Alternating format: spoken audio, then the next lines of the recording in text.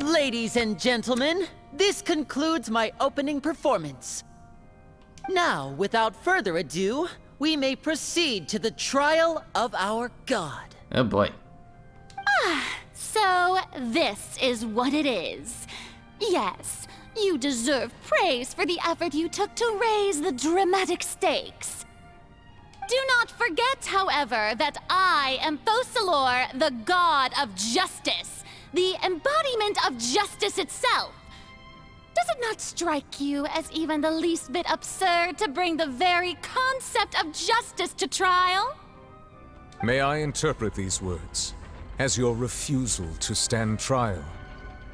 In that case, you will have the opportunity to defend your honor through a duel. Oh boy. You would draw your blade against a god?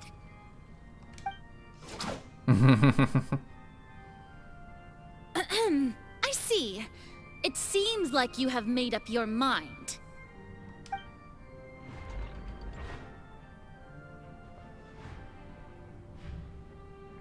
Paimon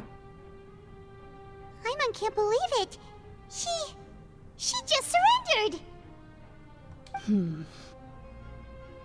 What the heck is going on? Did I just see an Archon surrender to a human? Wow, how utterly humiliating. Yeah. Lady Farina, what is the meaning of this? Shh. It would seem that there has been a misunderstanding. To be clear, the raising of both hands is not always an indication of surrender. Looking for excuses again, huh? Uh-huh. I raised my hands just now to indicate my acceptance of the trial. No duel shall be necessary. I will admit that I've been running away for a long time. I'm sorry, everyone. I was unable to protect the people of Poisson. It is my duty to stand trial for my crimes. You are not the only ones to be disappointed in me. I, too, am exceedingly disappointed in myself. But now, it is time for the Hydro Archon to show you her courage and resolve. I, Farina, will use this trial to show the world the true meaning of justice! This time, I will protect you. Applaud and rejoice. One of the most outrageous and fantastical arcs known to the opera epiclese is now unfolding before your eyes. Mark my words, this shall be one of the most exhilarating and brilliant shows ever to grace the stage of Fontaine. The trial of the Hydro Archon, Focalor, will now begin! Woohoo! Woohoo! Oh, now we're making history! Why does it feel like Farina just took over the whole thing? Like, come on! Didn't she just get forced to stand trial for her crimes? Also, even though she's still acting super dramatic, she is taking this seriously this time, right? All right, then. Who will be my opponent in this trial? The court asks the prosecutor to please take the stand. Thank you. Yeah, thank you, Your Honor. Is that so? Very well. Then please speak, witness of Tivat, my accuser and fated opponent.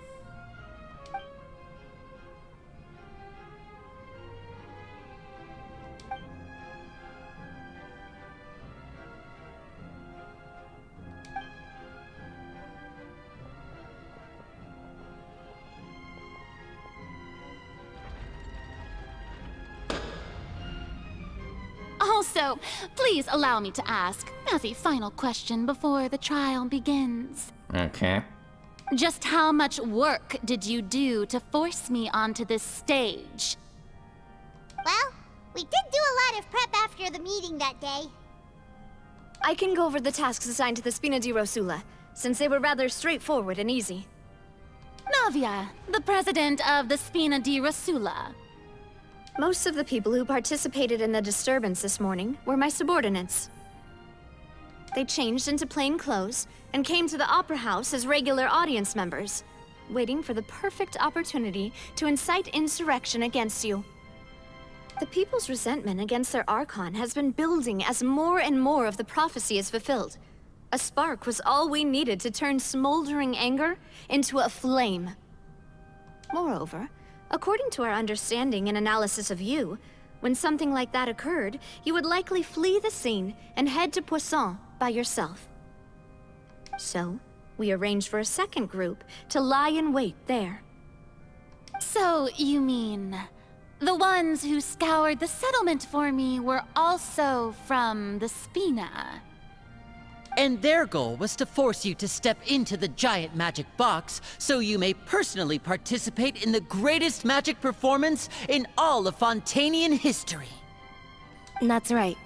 That house was a magic box, rather than someone's residence. As the super ultimate version of the setup that I used when I first performed at the Opera Epiclese, the volume of the box was increased by a whole order of magnitude, and the distance it traversed was the entire gap between Poisson and Araneas. Its cargo, of course, was an Archon instead of a human. My thanks, Farina. Without your help, we could never have pulled off such an extraordinary performance. You're welcome? Of course, this performance was only made possible with Father's support. The House of the Hearth spent a massive amount of labor in Mora to pull this off. We had to select a location, construct the giant magic box, dig a tunnel, and open up a path through the water. It was a lot of work for all of us. Yeah, I bet. So, in other words, the earthquake that we felt within the giant magic box was just a normal tremor from the transportation of the whole house?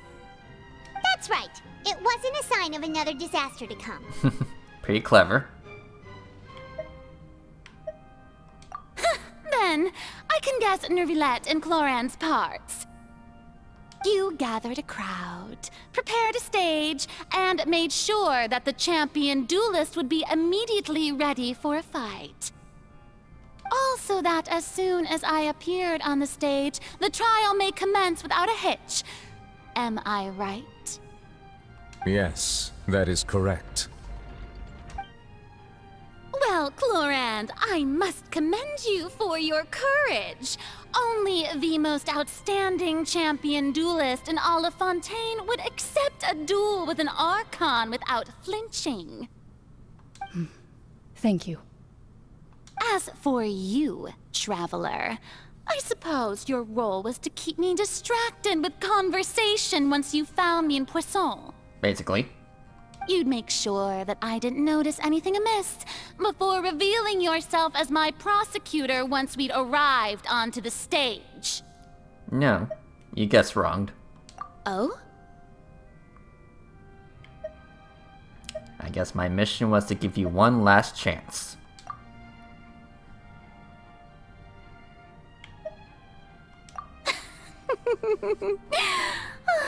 Is that so? Then I suppose I must have missed my final chance. It's fine. It matters not. What's done is done. The stage is already set, so there's no reason to disappoint the audience. Let's see this trial through to the very end. Alright.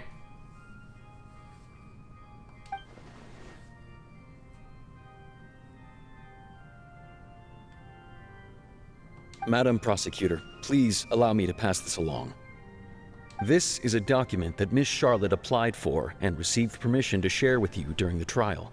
According to her, it should speed up the proceedings. Alright. Huh? Charlotte wanted to give us something? Oh, so she's here too! Hey, Charlotte! Hi. Oh, let Paimon see.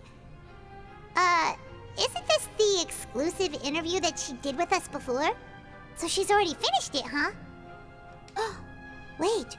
Then that means this document is a perfect timeline of everything that's happened ever since we stepped foot in Fontaine. So in other words, we can refer to this anthology of evidence every time we want to use something from our journey as evidence for an argument. Let's quickly confirm the information in it. Just think of it as a refresher, alright? Okay. You defeated the Hydro Archon in the very first duels you took part in at the Opera House. That's one for the history books, all right. I didn't think that you'd wind up getting to the bottom of the case I'd been following all this time. I guess you could also see this as a happy coincidence. This is the first time Monsieur Nervillette had a difference of opinion with the Oratrice. Even the Hydro Archon can't figure it out. A Fatui Harbinger. She's an extraordinary person. Her instinct must mean something. The fortress of Meripede was almost destroyed in a single day. That I didn't witness that scene personally will always be a source of professional regret, I think. According to Monsieur Nervillette, both Child and that whale should have been in the primordial sea at that time. I nearly lost my awesome friend Navia. To be honest, that still gives me shivers. The words of someone as extraordinary as a witch can probably only be truly understood when something surreal happens to you. Okay.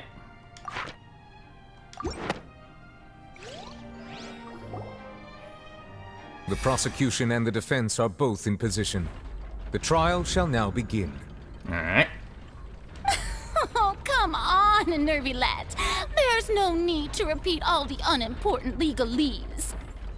Just fast forward to the part where the prosecution lays out my offenses. As the defendant and the lead actress of this performance, I still haven't even been informed of my supposed guilt in all of this. Of course, it is only natural for humans to struggle to understand the actions of a god. However, you will need more than that to convict me of a crime. That's true, but my charge here is unrelated to your conduct as an Archon. Instead, I would like to charge you as a fraud who's never been the Archon in the first place. Ooh. Wait, what was that? Lady Farina's a fraud? A fraud! Hey, I came here thinking that we were going to try the Hydro Archon for forsaking her duty, but did I hear that right? She's not our Archon at all? Charge accepted. Lady Farina, do you plead guilty to the charge? Lady Farina. I plead not guilty. How can I be guilty? There is no way that I, Focalor, otherwise known as Farina de Fontaine, a member of the Seven and the Regina of all waters, kindreds, peoples, and laws of Fontaine, could be anything other than your true Archon. Yeah, even though Lady Farina can be rather eccentric, isn't it going too far to doubt her very identity? Yeah, I've never questioned her identity either.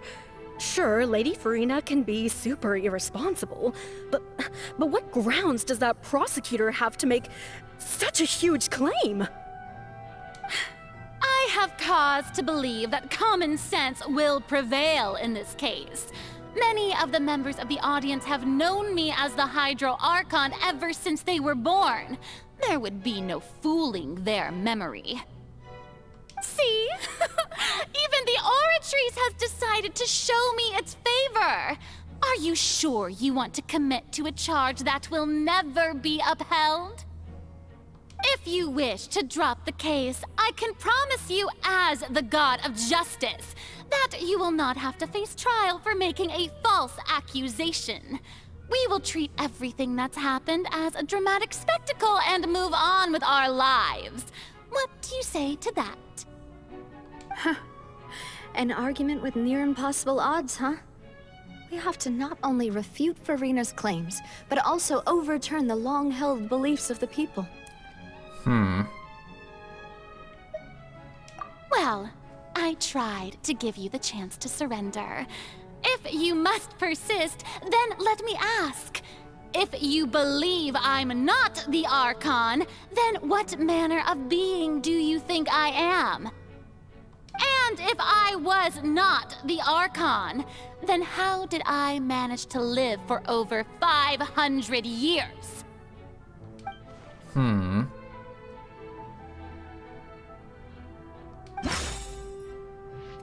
Okay, let's see here.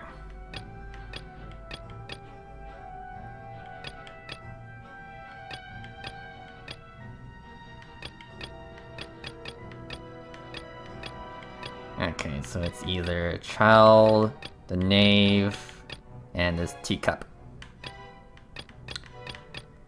Okay, let me think here. Then yeah, let's do the teacup. That doesn't sound right. Okay. Paimon doesn't think this clue can be used as compelling evidence to build our case. Okay, well I had to try. Okay, how about the knave? First of all, you may be a member of another long-lived race, which would allow you to naturally possess an extended lifespan. And second of all, even if that wasn't the case, there could be other ways to extend your life. Such as a curse? Who gave you that idea? Was it the knave? You'd sink so low as to use a harbinger's words against me. A curse? I once thought it possible that the aura of an Archon might naturally resemble a type of curse. But in light of this claim, perhaps what I sensed was not your divinity, but a curse after all. You sensed it too, huh, Neverlet?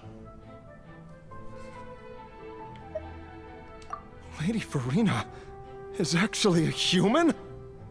Well, it is true that it's extremely difficult to tell humans and gods apart just by looking at them.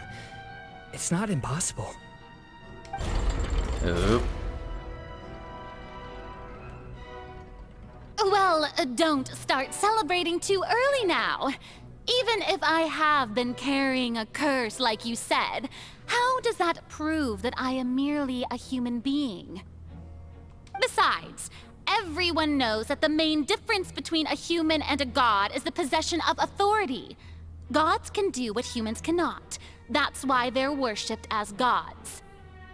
For centuries, manifestations of my authority have served the nation of Fontaine. One need only to turn their eyes towards the Oratrice Mécanique d'Analyse Cardinal in this very opera house, or consider the indemnitium that is used in every aspect of life.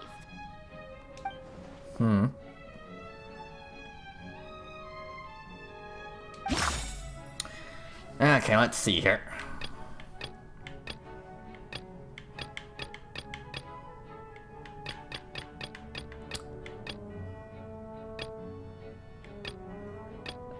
Maybe child?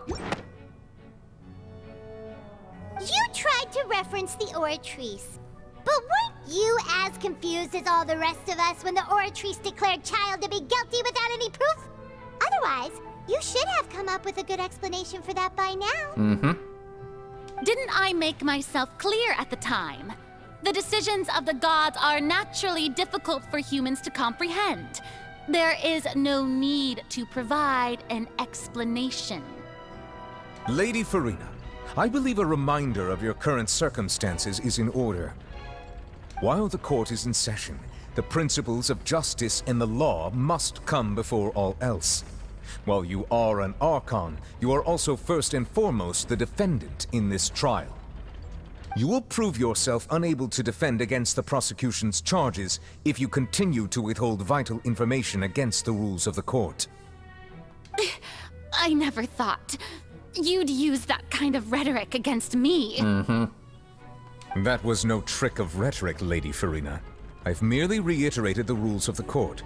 Rules that all should respect and follow. So, you neither knew why Child was declared guilty, nor did you understand the structure and operations of the Oratrice. Instead of having been created by you, the manifestations of authority you mentioned have been made by the real Hydro Archon, haven't they? the real Hydro Archon. Well, now you're really losing me. It is true that I did not know why the Oratrice gave out a guilty verdict that day. But the Oratrice handed out that verdict unilaterally, and it has been operating independently ever since it was first created. You can't argue that just because a divine creation is flawed, that the god behind it must also be no god at all. She's still throwing out all kinds of excuses. Seems like she's confident that we won't be able to produce proof that she has no power over the Oratrice. Yeah, prove us that you're an Archon with your power. My power as an Archon. There are many ordinary citizens in the audience. How can I just carelessly demonstrate the formidable power of an Archon? If that poses a concern, I'm prepared to extend my protection to the audience. You don't need to go that far.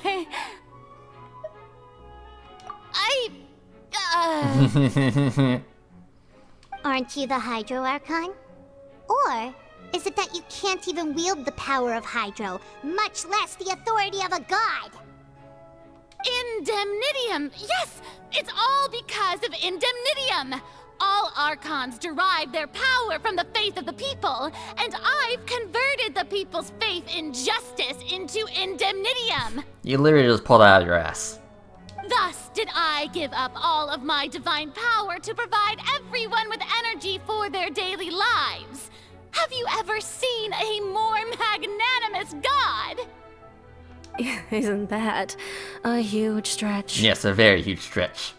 Yeah, no matter how generous an Archon can be, how could they give up all their power? Can a god with no power even still be called a god? It seems like nobody's buying Furina's excuse. Hey, come now, everyone. Please don't stare at me as if I was a liar. I'm still the same Furina you knew, right? The one that you loved. Shouldn't you want to believe in me? Please? You've got to believe me. Yeah, she's getting desperate. If what the prosecutor said is true, she really has committed a grave offense. Did she deceive all of us? And all of our parents and grandparents too? And then all of our ancestors? Ever since they were born? Enough. That's enough. Tell me then, if I'm not the real Hydro Archon, then who is?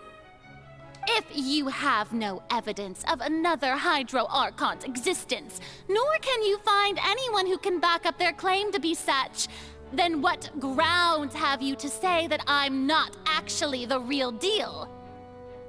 Wow, she came up with yet another argument. How can we refute her now? Seems like she really doesn't want to give up. Okay, let's see here. Okay, so...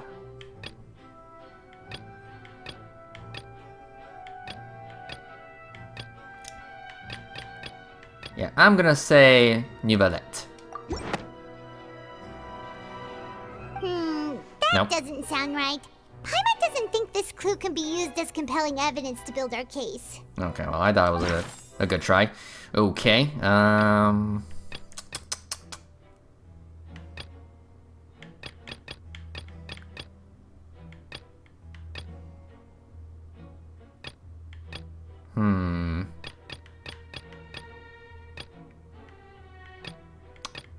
I guess we'll try Navia. Nope. That doesn't sound right. Okay. Lenny. Nope. Okay. I guess this guy.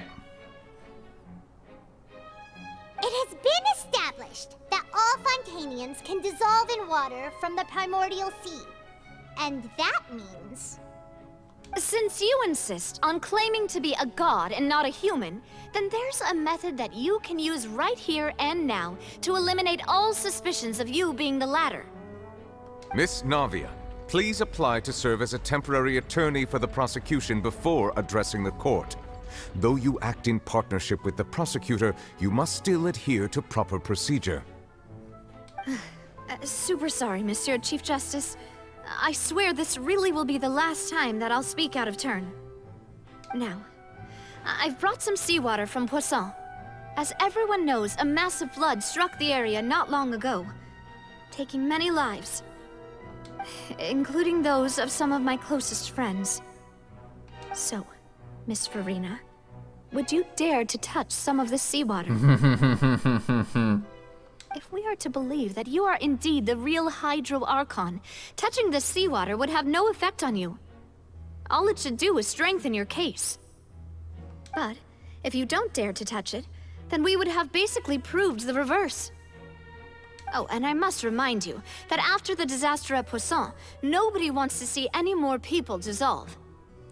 I do hope you'll act prudently and choose the simpler path of admitting guilt. Navia from the Spina di Rasula. The Spina has governed Poisson for many years. I guess her suggestion is valid. If Lady Farina is indeed just a human, she's probably Fontanian like all the rest of us. Would she really dare to try?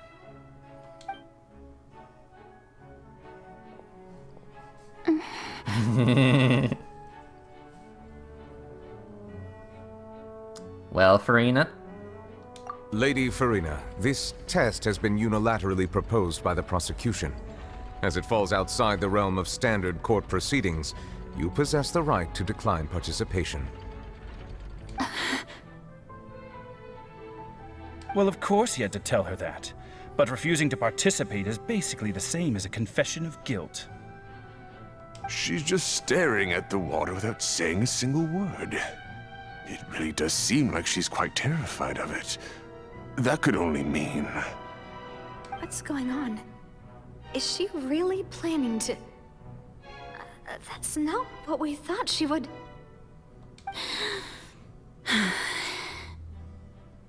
Due to the inherent risk of the test, Lady Farina, you may...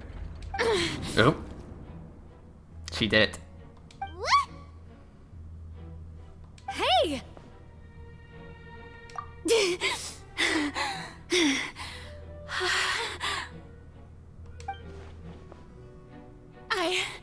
I'm fine! Look at me, everyone! My hand is still here! I haven't been dissolved! Will you believe me now?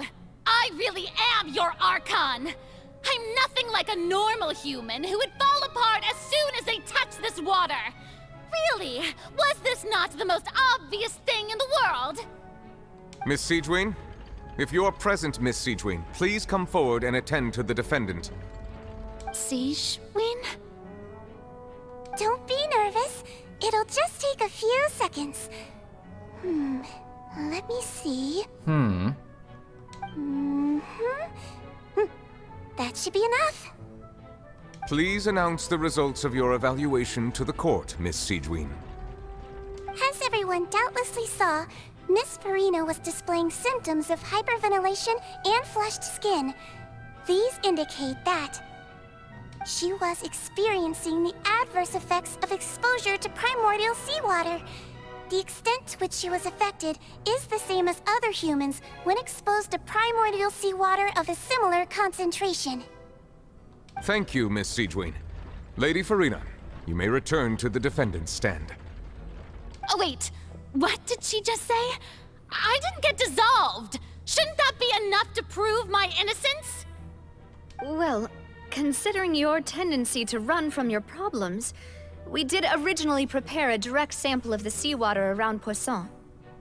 However, after extensive discussion, we exchanged it for a sample that is not concentrated enough to dissolve an actual human.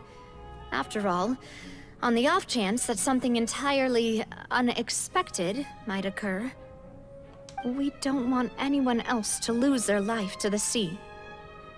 Yeah, so out of regard for Farina's life, you secured a low-concentration sample and asked the head nurse to serve as an expert witness. It's a great thing that the direct sample wasn't actually used. Farina could have... I can't believe... you...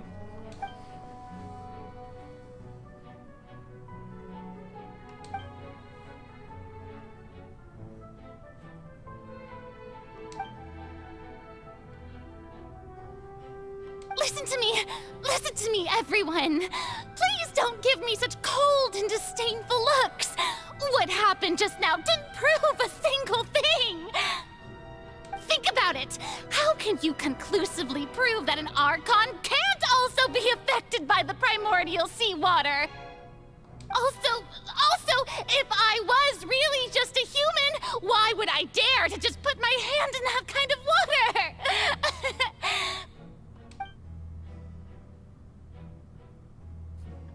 Yeah, they're not buying it. Please, everyone, anyone, just listen to me. I swear, I really am your Archon. No, you're a fraud.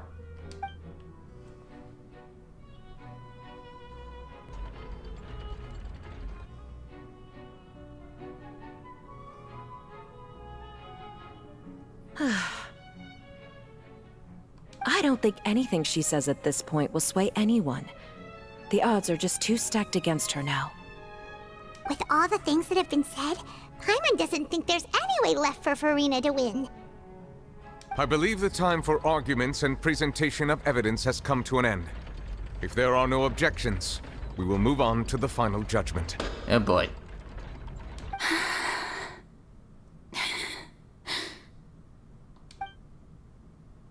I don't think anything she says at this point will sway anyone. She's too stacked against her now.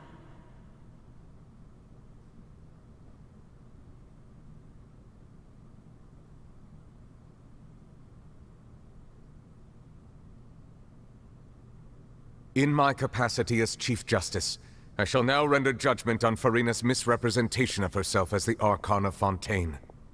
As a human who knowingly deceived her fellow citizens, Farina is...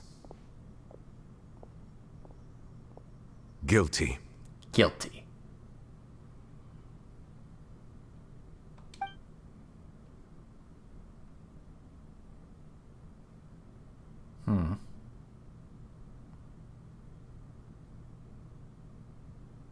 We shall now turn to the Oratrice Mécanique d'Analyse Cardinale to render the final verdict on the charges.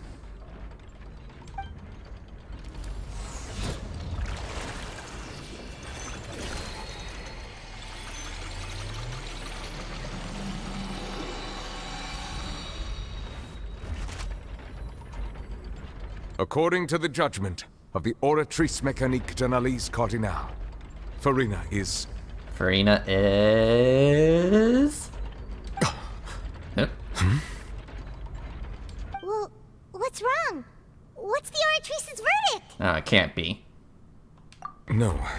The Oratrice also displays a guilty verdict. No. Isn't that correct then? However, the exact wording of the verdict is thus. The Hydro Archon, guilty, to be punished via the death sentence. Ooh. The death sentence? The death sentence. That's actually one of the available sentences? I've always thought that it was just a myth. The one and only time the death sentence has been handed out at the court, and it's been given to the very person we've worshipped as the god of justice? What an unexpected twist. Mm-hmm. Farina's been sentenced to death by the Oratrice? We just wanted to use the trial to show her the seriousness of things so she'd tell us the truth. How did things escalate this quickly? This outcome is indeed quite strange. According to Fontaine's current definitions of justice, as well as its recommendations for criminal sentences, is this sentence really appropriate for the crimes that have been committed? Yeah! Even Vacher wasn't sentenced to death by the Oratrice. You know, the real evil mastermind behind the serial disappearances case. Yeah. Indeed. Not only is Farina's sentence overly excessive, the very point of our trial today was also to prove that Farina has never been the Hydro Archon in the first place. But now, the Oratrice seems to have deliberately invoked the title of the Hydro Archon. What does this mean?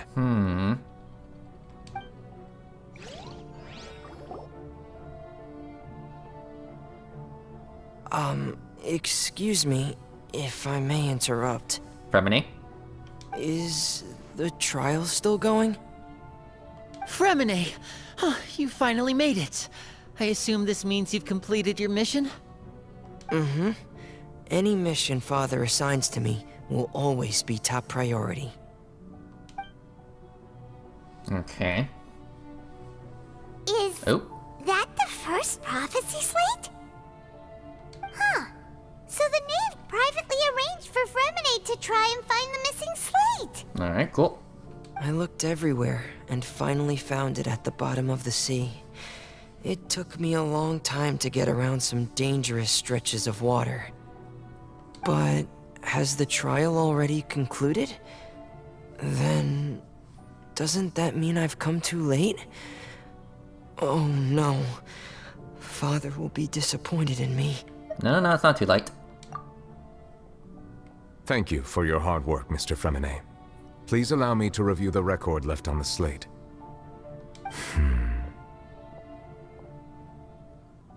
Traveler, I believe that you have already seen the other existing slates, and would like you to come here and confirm their contents. Alright.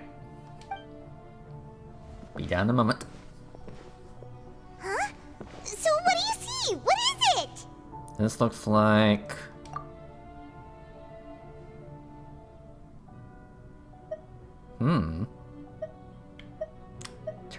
Turn the Oceanids into human beings. I believe I've now made sense of the Hydro Archon's crime. It has to do with Fontaine's lost history. Huh? Isn't the Hydro Archon just guilty of deceiving her people? Oh, wait, no, that's Farina, and we've already proven that she's not the Hydro Archon. So when you say Hydro Archon, do you mean the real Hydro Archon we've been kinda talking about? In truth, everything that you've encountered in Fontaine up until this point can be traced back to the contents of these stone slates. However, I'm uncertain as to how much sense they currently make to you. Okay, let's try to recall the contents of the other 3 stone slates. Paimon will do her best to help you remember.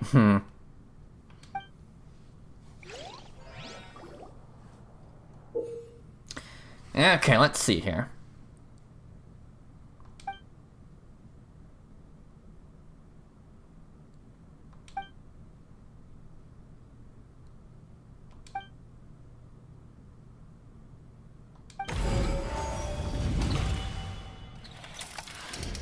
The first stone slate describes what you just said. It seems to show the previous Hydro Archon using her divine power, and then the Oceanids turn into humans. Okay. Does that mean that Fontanians are transformed Oceanids? Oh, Paimon wasn't expecting that.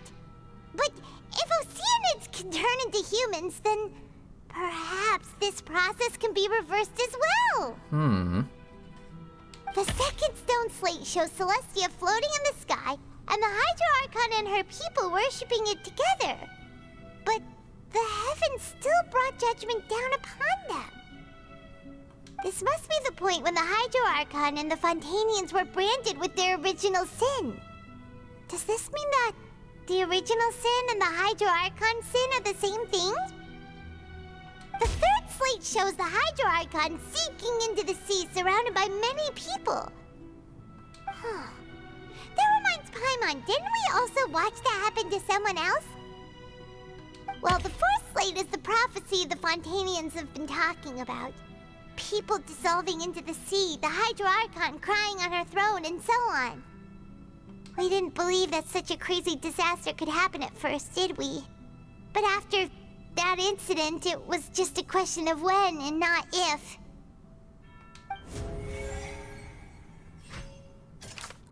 Okay. Let's see here. Okay, so... let's see here.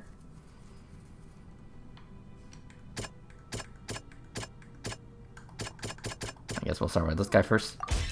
We know from the case of the serial disappearances of young women that Fontanians can be dissolved in primordial seawater. And the first stone slate tells us that long ago, the Hydro Archon used her power to turn Oceanids into humans. This might be the reason that Fontanians can dissolve. Okay. Okay, let's see here.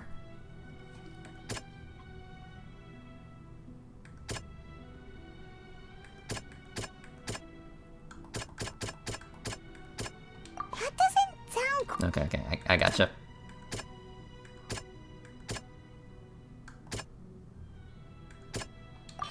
Okay. Perhaps what is about to take place has all happened before. The true sin of the Hydro Archon that Nervilette mentioned, and the original sin cast down on the people of Fontaine by Celestia, as recorded on the stone slates. Okay, 2 down to the go. Okay, let's see here.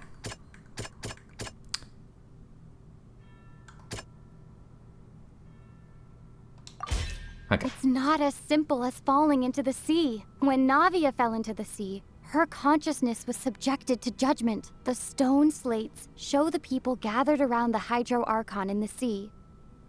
Could that be alluding to the same thing? Alright, let's see here.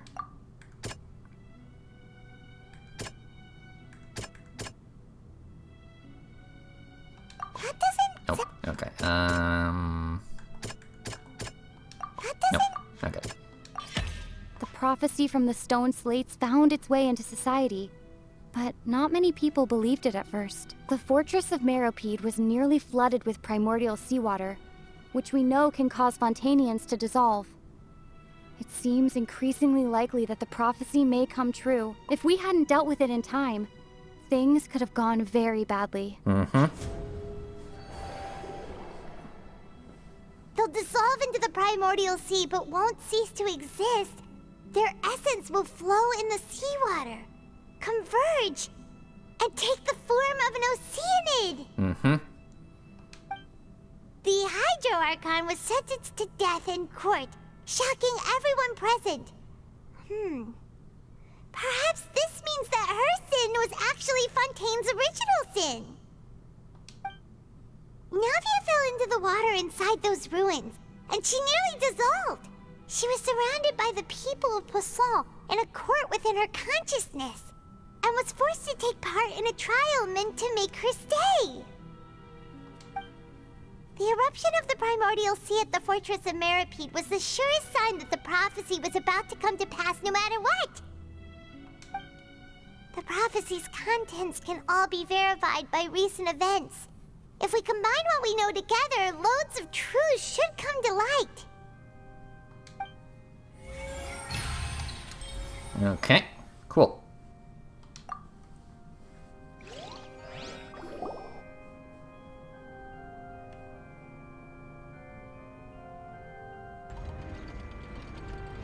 Huh? Oh, Paimon gets it now! So that's how you can make sense of it.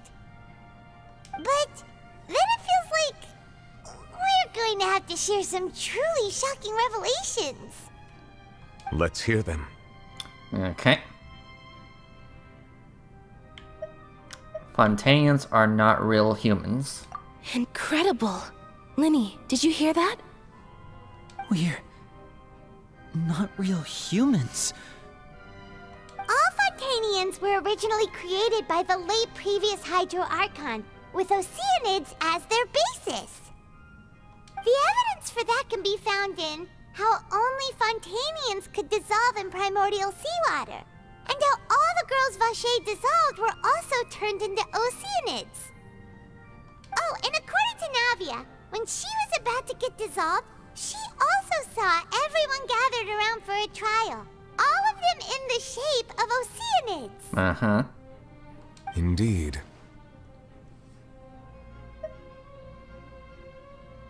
Yeah, and it follows from the content of the first slate that she probably angered Celestia by creating humans without prior permission.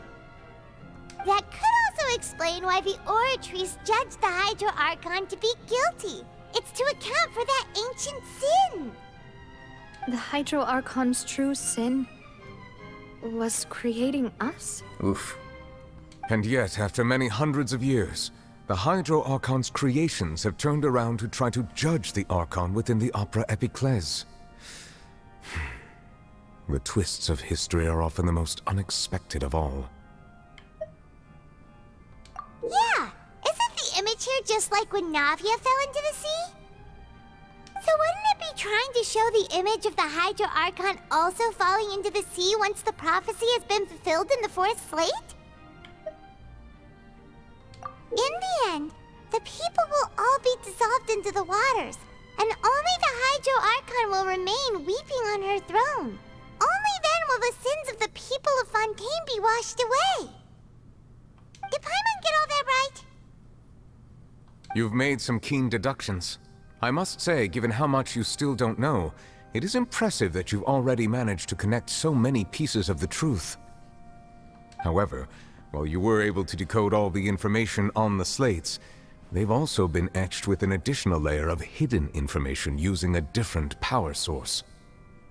When we were at the ruins, I tried to decipher the hidden information recorded in the slates. But since we only had 3 slates at the time, I was unable to come to a full conclusion. Now that the slate collection is complete, I shall make another attempt to decipher the narrative recorded within. If everything goes well, we should finally be informed of the unadulterated truth.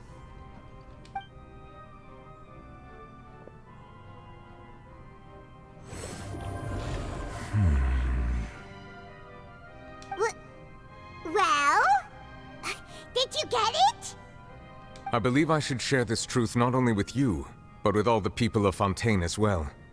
I will try to briefly summarize it for you. Okay.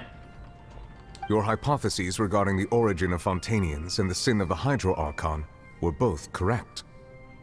In the Fontaine of old, the previous Hydro Archon sensed the yearning of her Oceanid familiars for life on land.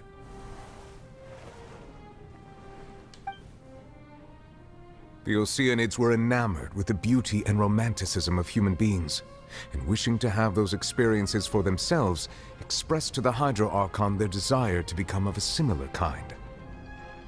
However, even though water as an element is intricately linked with the power of life, the Hydro Archon, as one of the 7, did not possess the authority to create a new form of human life.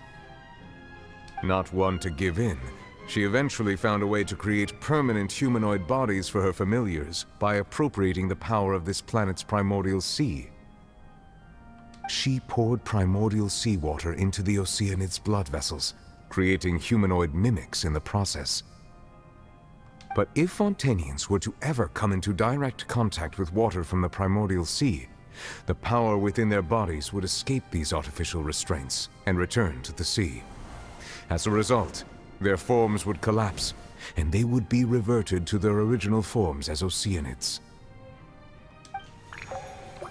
Of course, the Hydro Archon never received permission from the heavenly principles to create a new human race. And thus, the Hydro Archon and all of her creations came to shoulder the original sin of appropriating the power of the primordial sea. That is the true history of how the people of Fontaine first came into being. So we were all Oceanids before we turned into human beings?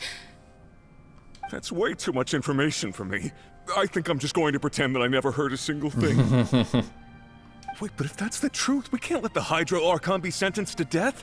After all, her only sin was creating us. This really might be too much information for your regular Fontainian, but it does answer a lot of our questions. Alas, your hypothesis regarding the 3rd and 4th stone slates was inaccurate. The slates' respective positions are, in fact, correct. A key point of the visual on the 3rd slate is how all the individuals depicted in the water are humans rather than Oceanids. They have not been dissolved, which implies that the water depicted in this slate is not water from the primordial sea. The nation of Fontaine is the nation of Hydro, as well as the nation of trials and justice. Instead of being the literal element, the water in the scene symbolizes judgment and justice. You may also recall Navia's experience. When she fell into the sea, her consciousness was surrounded by that of many others who intended to hold a trial to determine her fate. Therefore, the meaning of the 3rd slate is that the people of Fontaine shall try the Hydro Archon at the court of justice. Yes, It refers to our present situation. I think I'm following now.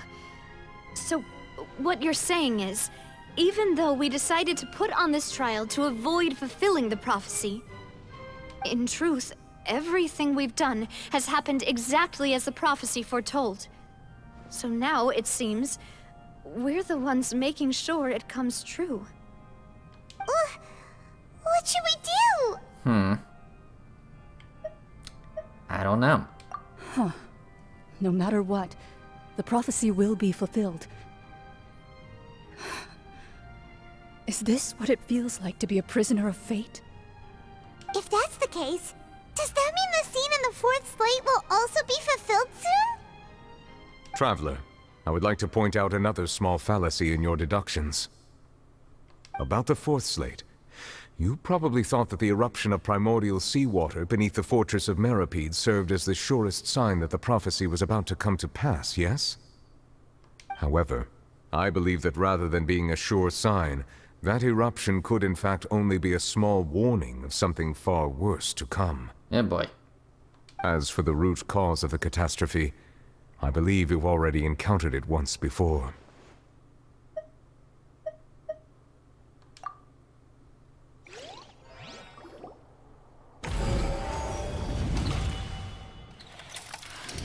This eruption was just a small warning of the things to come. We must find the root cause of the disaster. Okay.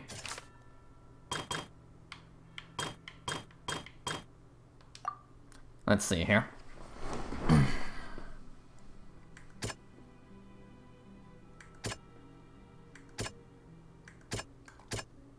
The well? It was both dream and reality. Okay. If we're talking about a true culprit, that could only be that thing inside the primordial sea, right? The truth, the original sin, the trial, and the root cause of the disaster.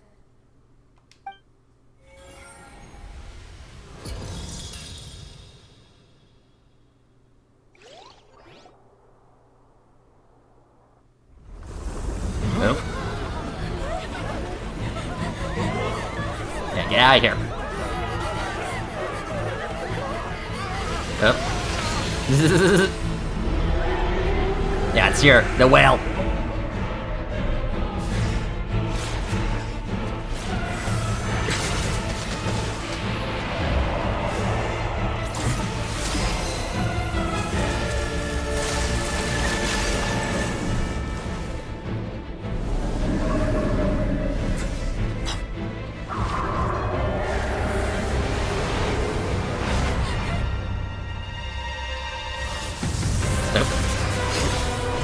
Hi, child.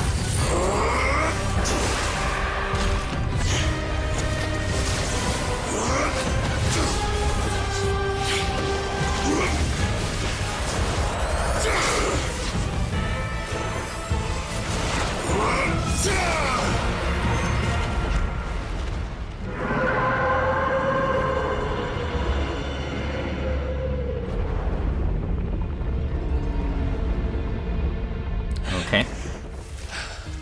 You good?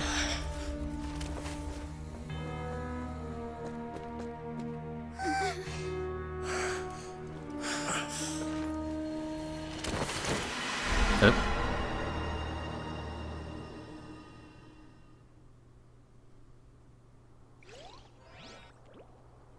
That was way too close! How did that thing just burst into the opera house? Wait, was that the huge whale you saw in your dream? That's right. So we've met it at last. I understand very well why it has chosen to make an appearance here. That whale does not belong to Tevat. It is a monster that has traversed the stars, weeping all the while. It has been greedily consuming the energy from the planet's primordial sea, using it to grow. That is the main cause for the rising sea levels. And once it has finished consuming all of the energy contained within the sea, its next step will be... You said that when the Hydro Archon first created Fontanians out of Oceanids, she filled their blood vessels with primordial seawater. Precisely. That whale finds the blood of Fontanians nigh impossible to resist. Therefore, when it left the Primordial Sea, it decided to make its next stop a packed opera house full of food. Food in the form of Fontanians. We just barely managed to push it back, right? In that case, won't it come back to target the people again once it's managed to recover its strength? That is correct. Indeed, it is more accurate to say that we should thank that Harbinger for buying us some time. Without him, the whale would have likely come onto land far sooner. From the way he looked, he must have been fighting the creature for quite a long time. That battle maniac. We've always known that he had a special connection with that whale, but we definitely didn't expect it to help us out like this.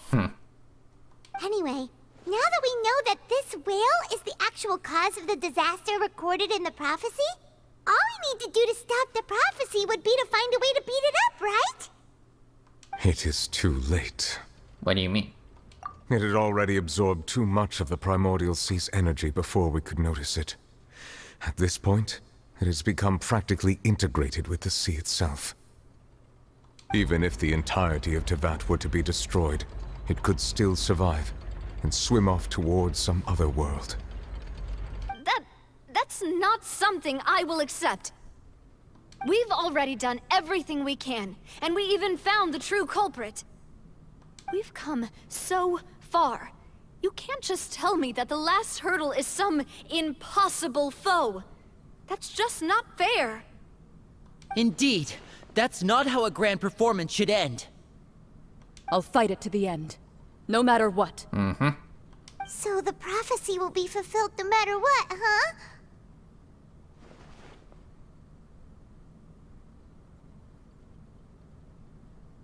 The prophecy. Yes, what has been prophesied will be fulfilled. You may view such things as the history of the future.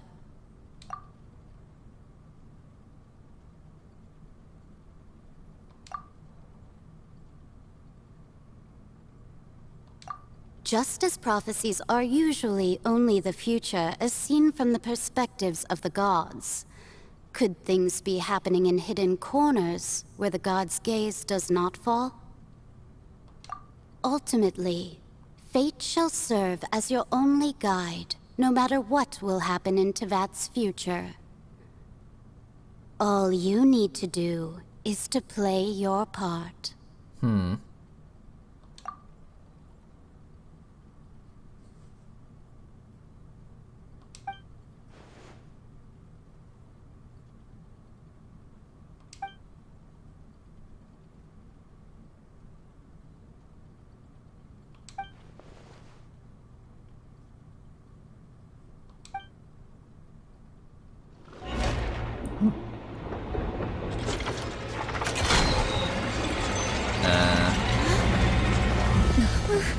What's happening with the oratories? I believe it is preparing to carry out the death sentence. Oh boy.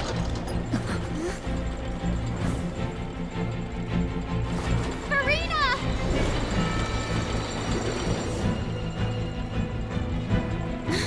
No, I still need answers.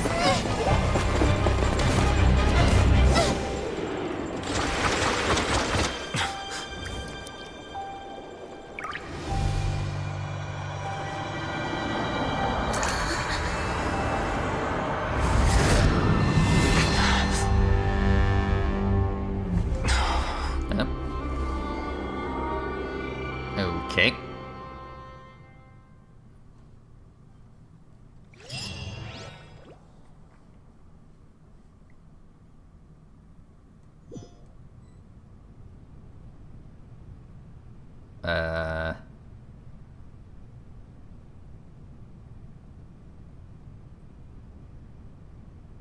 Hello? You...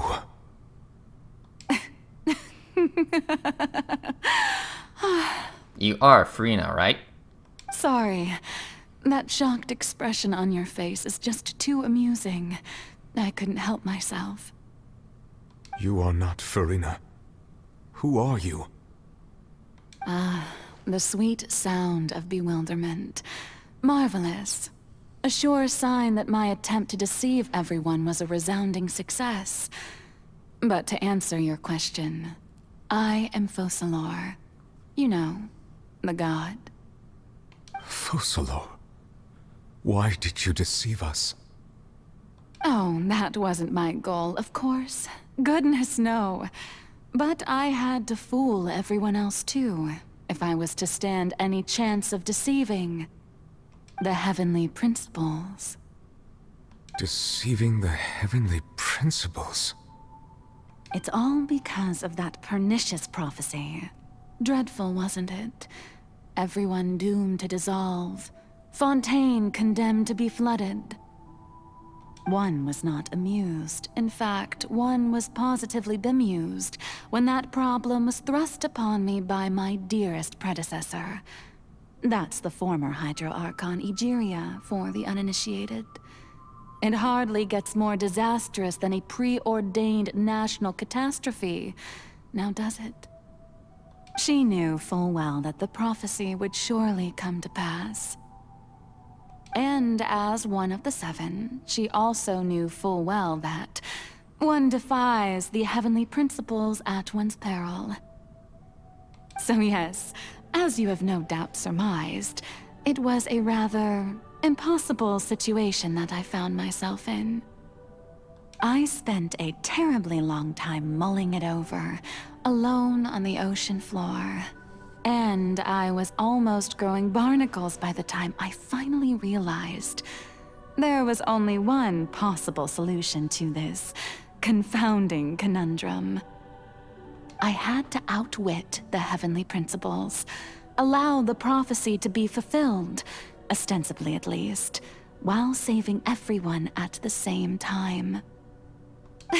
I'm a genius, I know. I can only assume that's why Egeria chose me as her successor.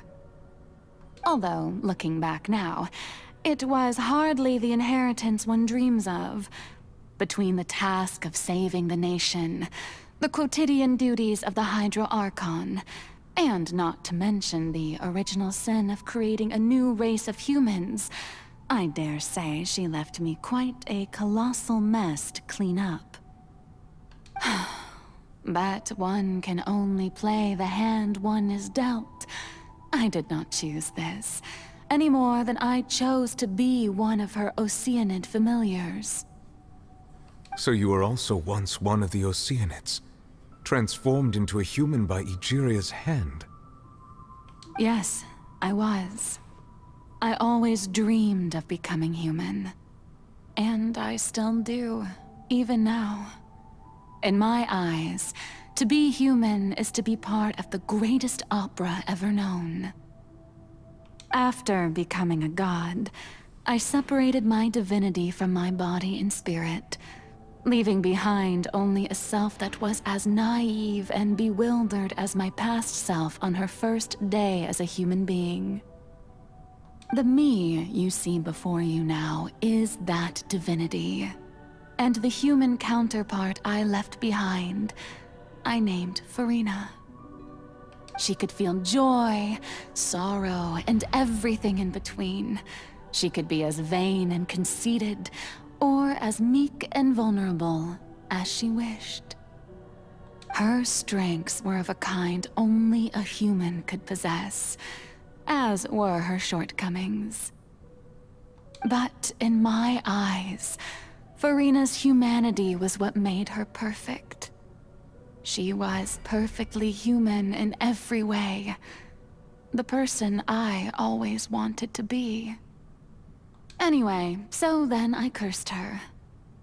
All part of the plan, of course. The plan to deceive the heavenly principles. Do you still remember the final scene of the prophecy? The Hydra Archon alone, weeping on her throne. In order that the prophecy might appear fulfilled, I invited Furina to be an actress, to play the part of the Hydro Archon in the prophecy.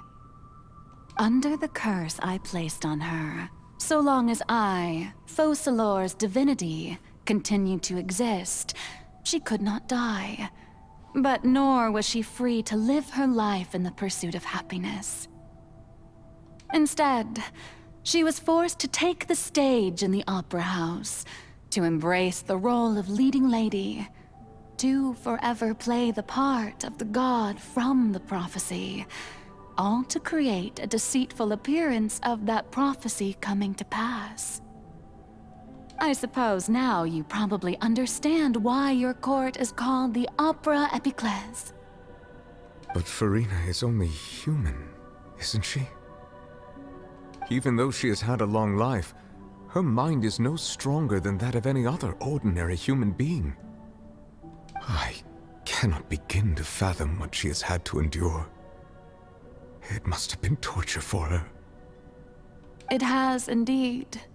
And although she is, in a sense, me in human form, I most definitely owe her an apology for it.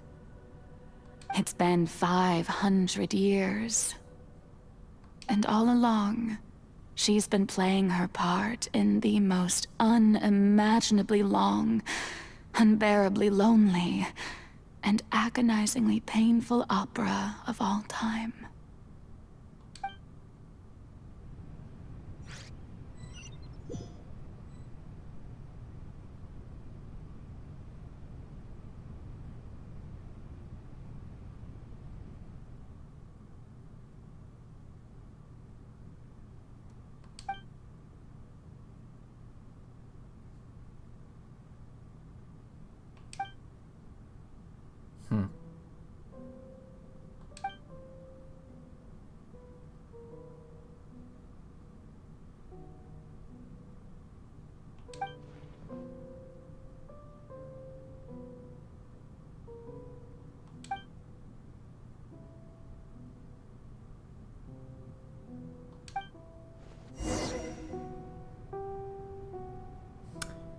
Okay.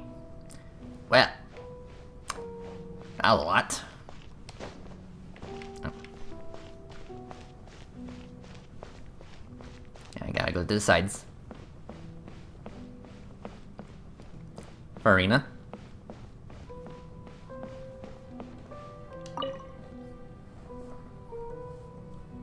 Oh?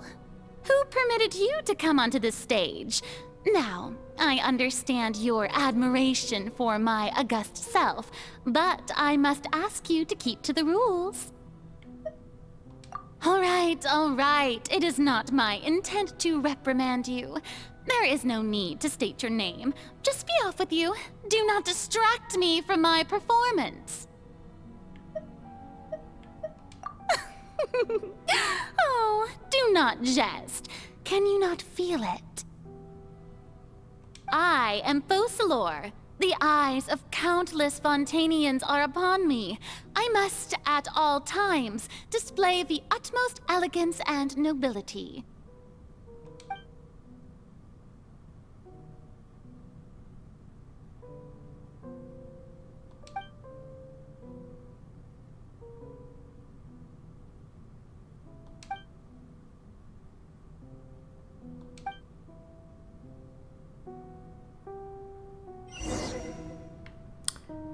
Okay. Turn off all the spotlights. Okay. Dear audience, the performance is experiencing a technical difficulty, but worry not. Bring it. The guards shall resolve it soon enough. Yeah, I don't think so. Terrified! Let the mighty be humbled.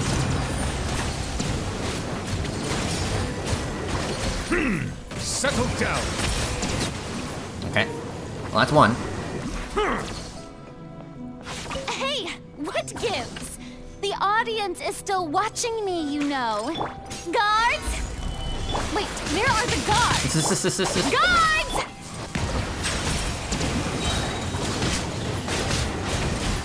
The tides beckon.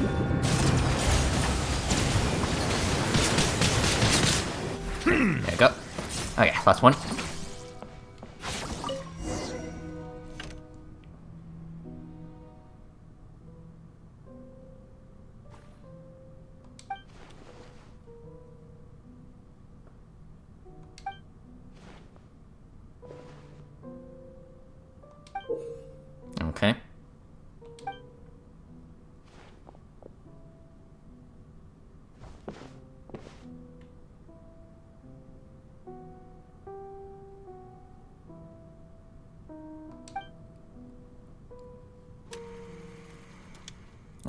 Okay.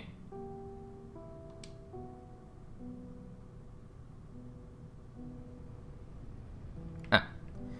Okay. I'm actually playing that, sir. Okay. I guess head towards the mirror.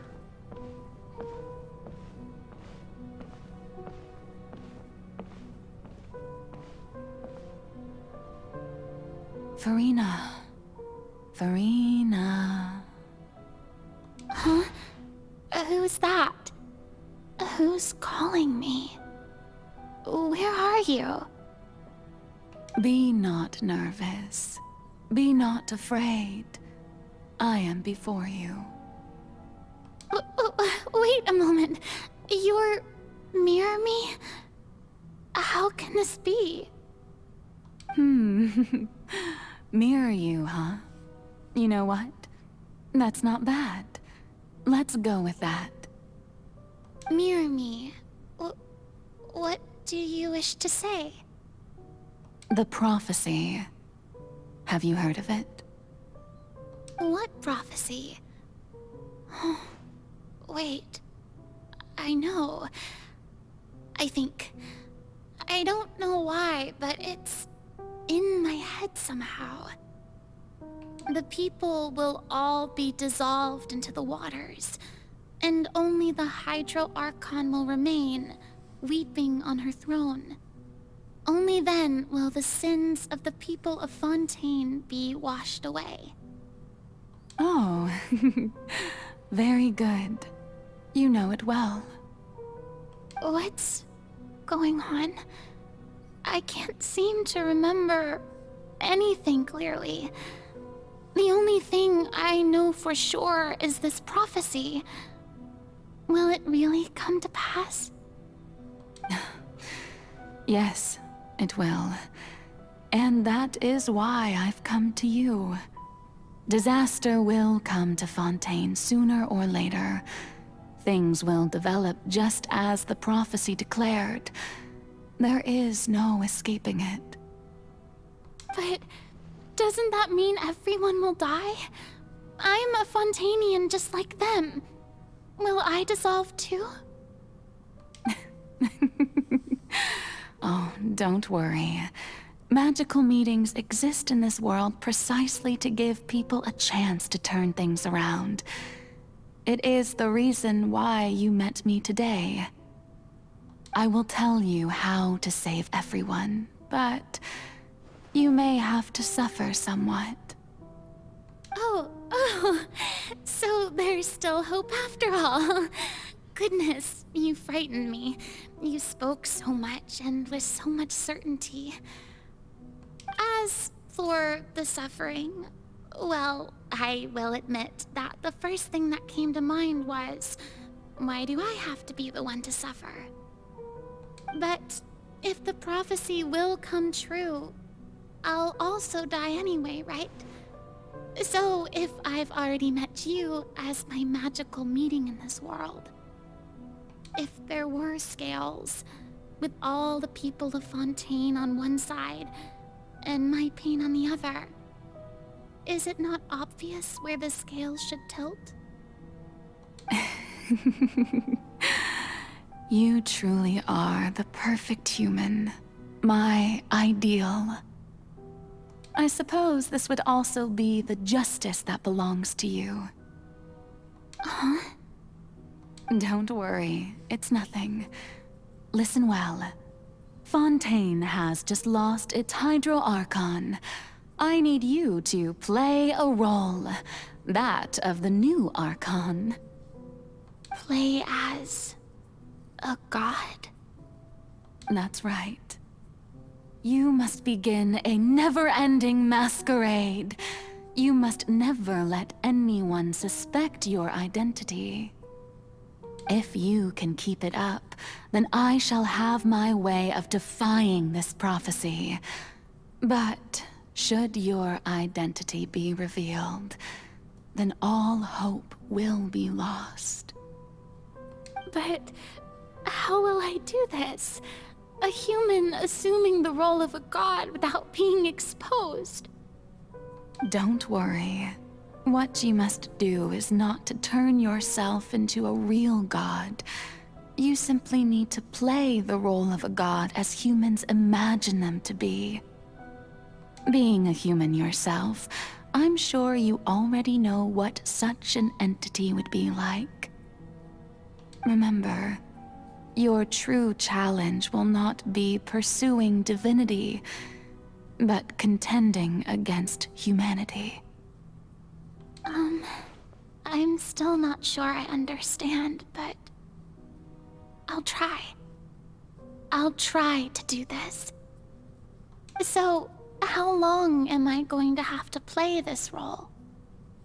To accomplish this mission, you will have to stay on the stage for many, many years. You will endure and not grow old until your task ends. But I promise you, all will eventually end in a magnificent and dramatic trial, and everyone will be saved. A trial, huh? How exciting. I'll be looking forward to it.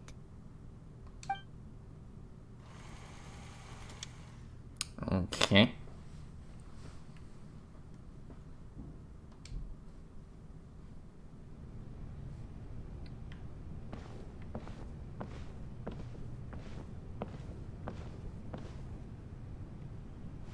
Yep, I see the chair. I mean, there's literally a spotlight on it.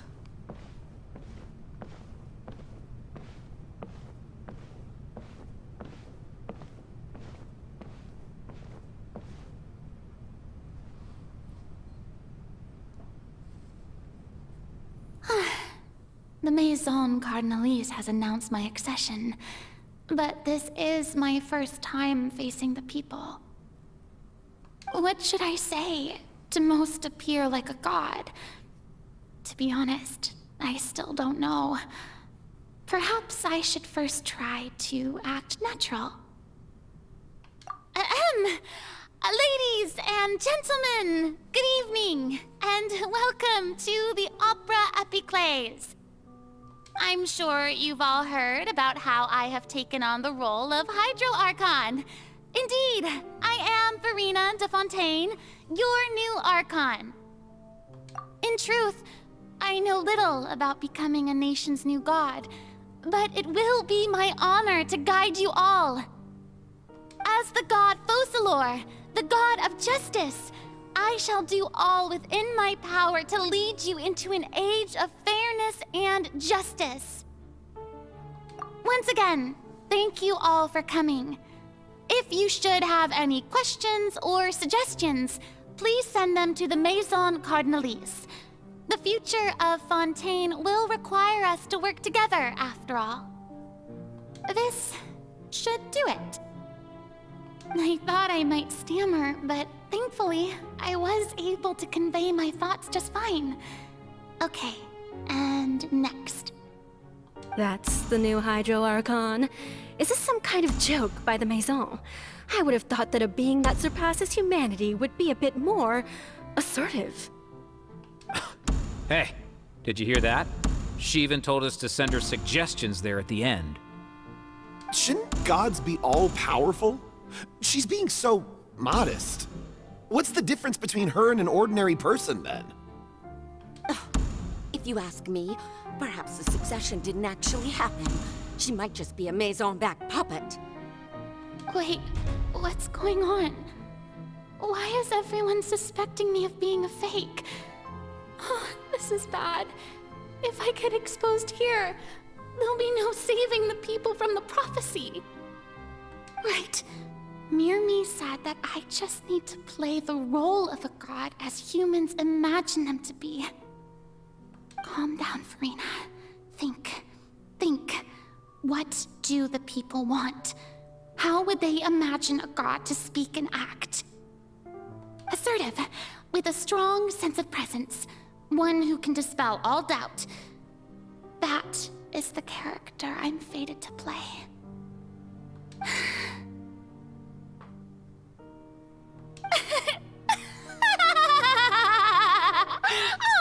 Oh, very good, my my people. Only ones such as you are deserving of my rule. Now, I was wondering if some weak puppet were to one day come onto the stage and claim ownership of this opera house, would the children of Fontaine follow them? Well, it seems that you would all see right through them.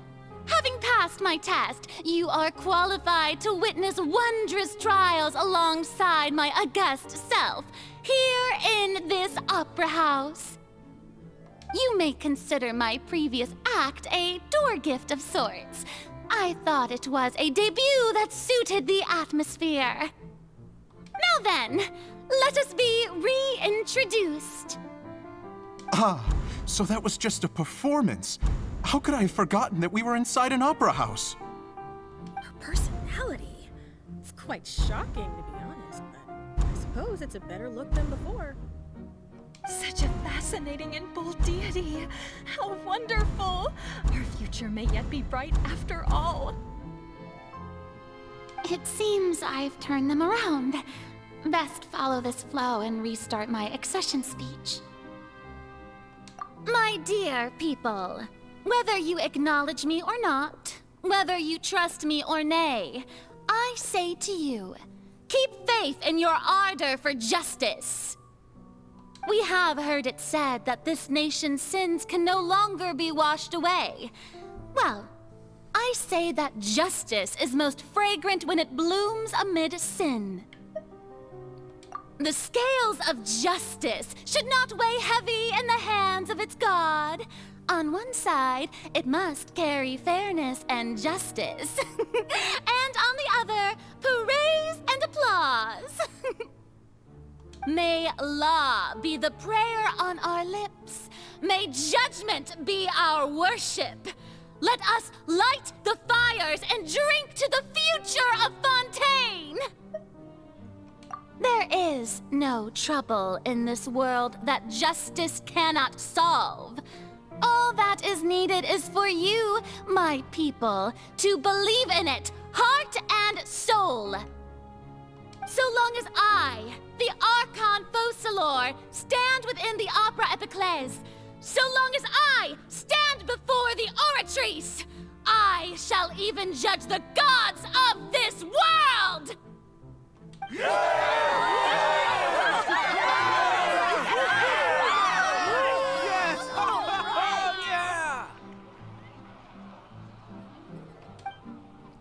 Okay.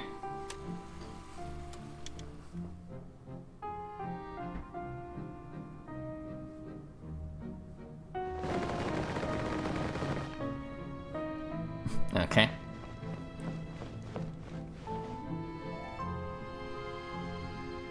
Lady Farina, here are today's case reports, as well as a summary of the follow-up for your perusal.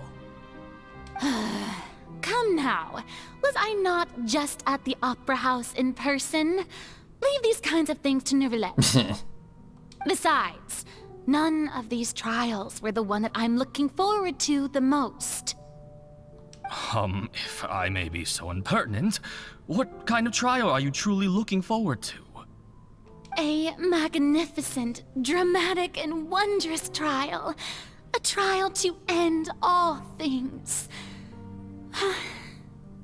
How could you hope to understand?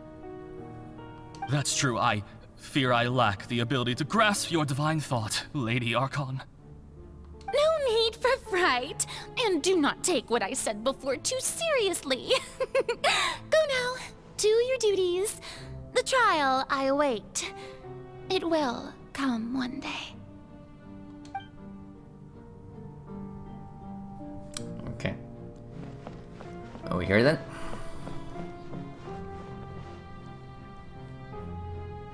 Lady Farina, I don't know what to say. Thank you for agreeing to see me. No need to thank me. Or rather, thank your own sense of perseverance instead. Long have you stood in line to meet me, have you not? Oh, I'm afraid that's just an inevitable consequence of my divine charm. All right, Deoteria, is it? How is your son's illness? You remembered me, and you knew of my family, too. He is doing much better now. In fact, he is far more of an ardent believer than I. He was the one who forced me to seek an audience with you, and to bring your words back to him. Oh, good. Very good. If this should happen again in the future, please do not hesitate to come and tell me.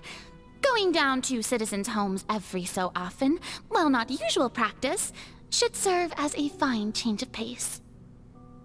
Ah, you're such a gentle and wise god. Thank you once again, on behalf of my son. Okay. Other side.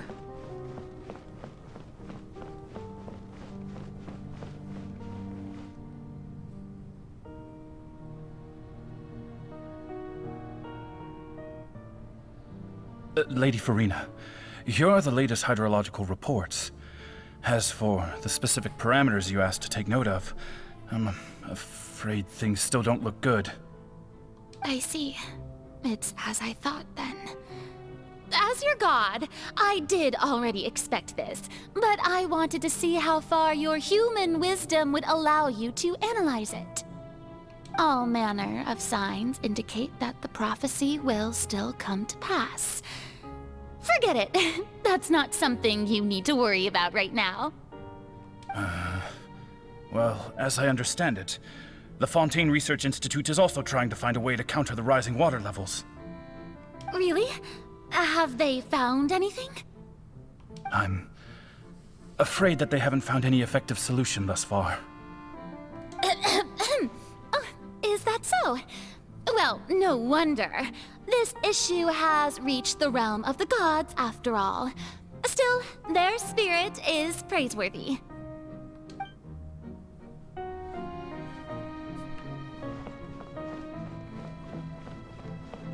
And he goes off to bed.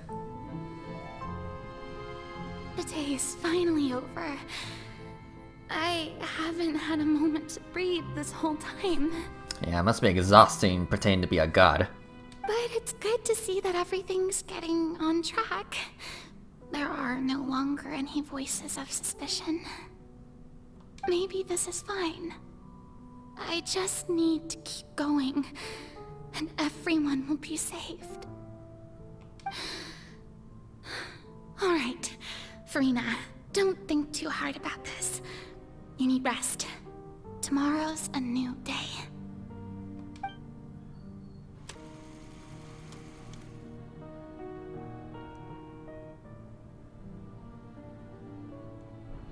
Lady Farina, here are the new trial reports for the latest cases, as well as a summary of the follow-up. There'll be no need for that. I've seen them already. There's no need to go back over scenes I've witnessed in person before. Lady Farina, I've waited so long for this chance to see you in this manner. Indeed, my dear, loyal citizen. This joyous moment is an honor for us both.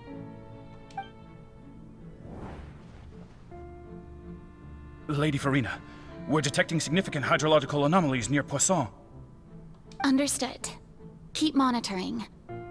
Keep me informed should anything come up at the Institute.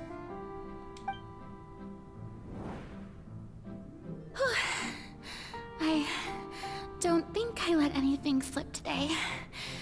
I must show the people that there is nothing to worry about. I just don't know when these days will end. I feel utterly exhausted. Best to rest early today, too.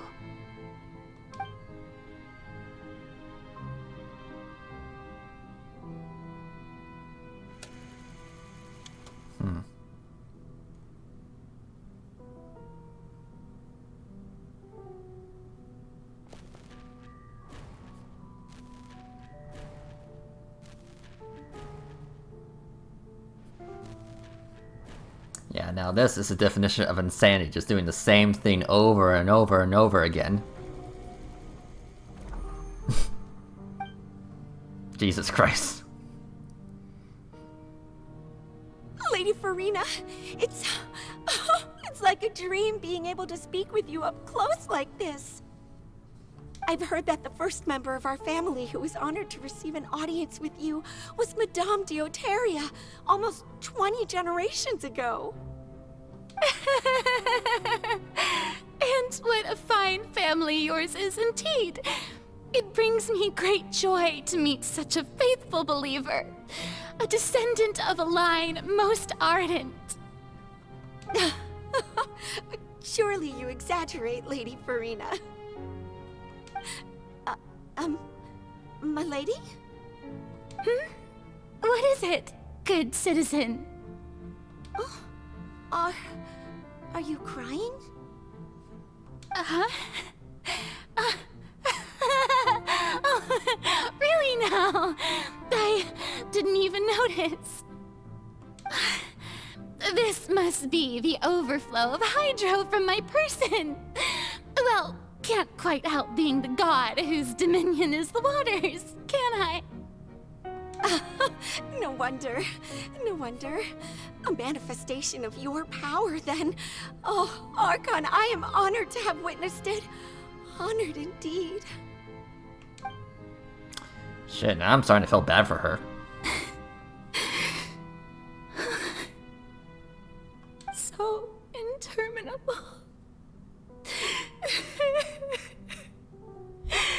So lonely. Just how much longer? Hundreds of years must have passed by now. Perhaps the show must go on for hundreds more. I never imagined that it would hurt so much. Have I reached my limit? No. Perhaps I reached it long ago. Today I didn't even notice my own tears. I want to tell someone, anyone, about this. But would that not destroy all I've done so far? I've conducted so many investigations across the centuries. But there's not even a sliver of hope that we might break the prophecy. All I can do is keep heart. I must maintain this act. It is the only way to save Fontaine. Please, mirror me. You have to succeed.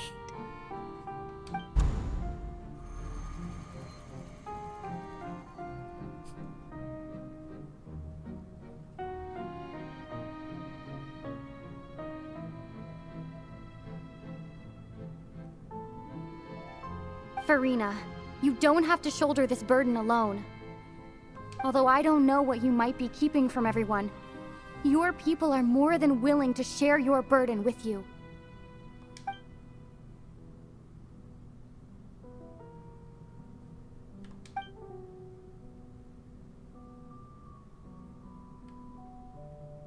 Share my burden.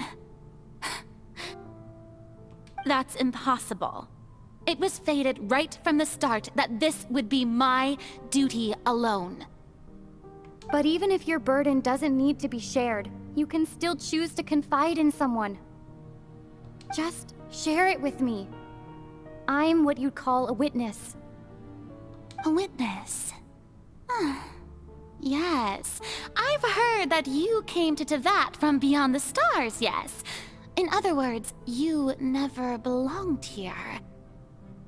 And if Tevat is, in its entirety, a show on a stage, then you're just a spectator, aren't you? If that's the case... She's right. I could confide in her, couldn't I? But if things don't play out as expected, the people of Fontaine will be the ones to pay the price. No, Farina. You shouldn't be selfish. But what if it's really alright? Farina, you've worked so hard for so long. Surely it would be okay to put yourself first for once. Just this once. Is it such an outrageous thing to do anyway? To find someone in whom you can confide your frustrations and sorrows?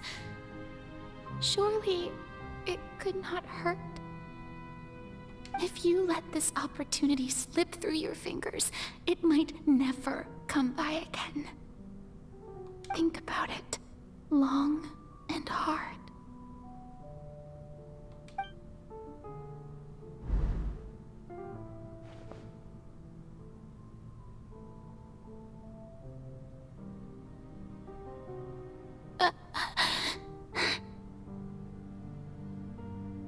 No, I have nothing to say.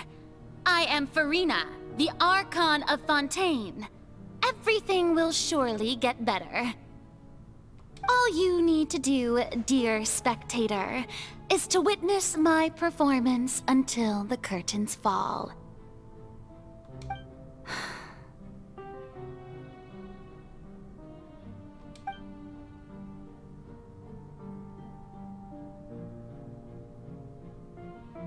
Fine. Fine.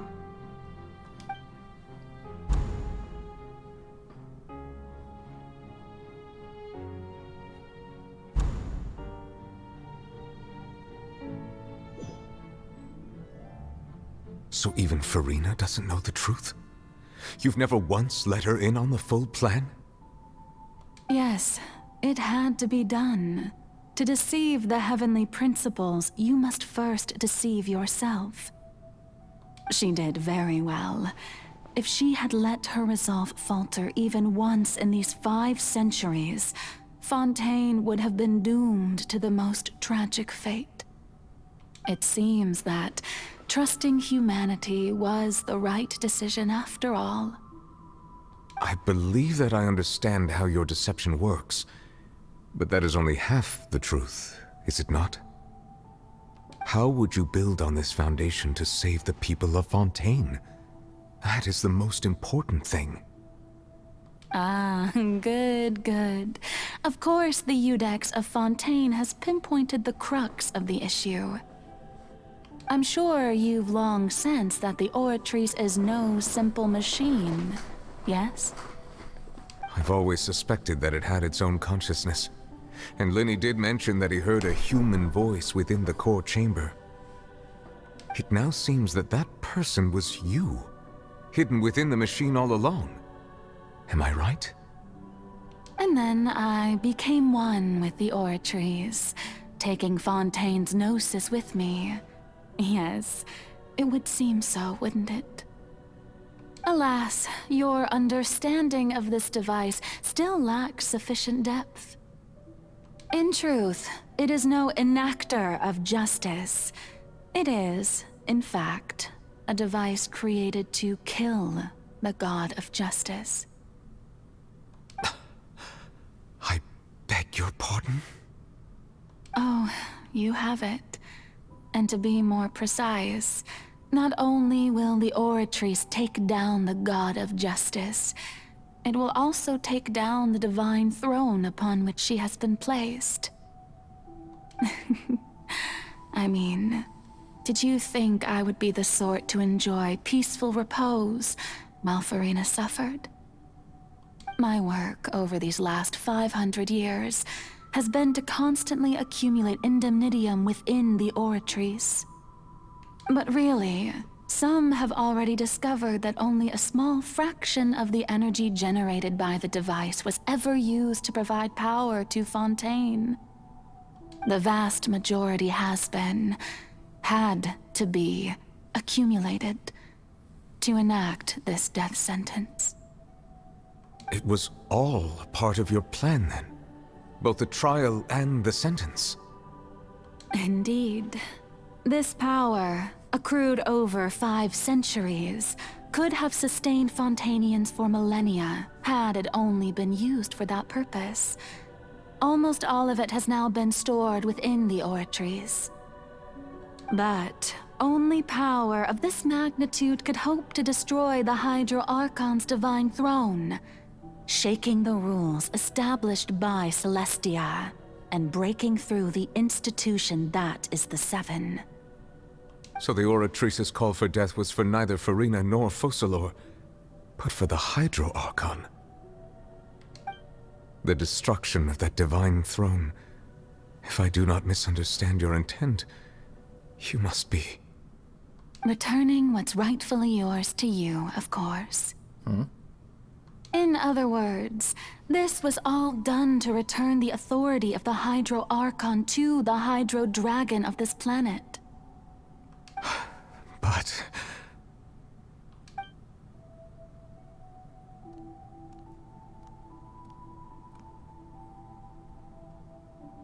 Oh, what? Getting sad again, are we? The authority of the ancient dragons shall soon be yours once more, O Hydro Dragon Sovereign. And this is the face you make. all you've done throughout the years is just so you can sacrifice yourself at the very end. I've never quite seen it that way, you know. Even now, I'm quite pleased at how well my deception worked.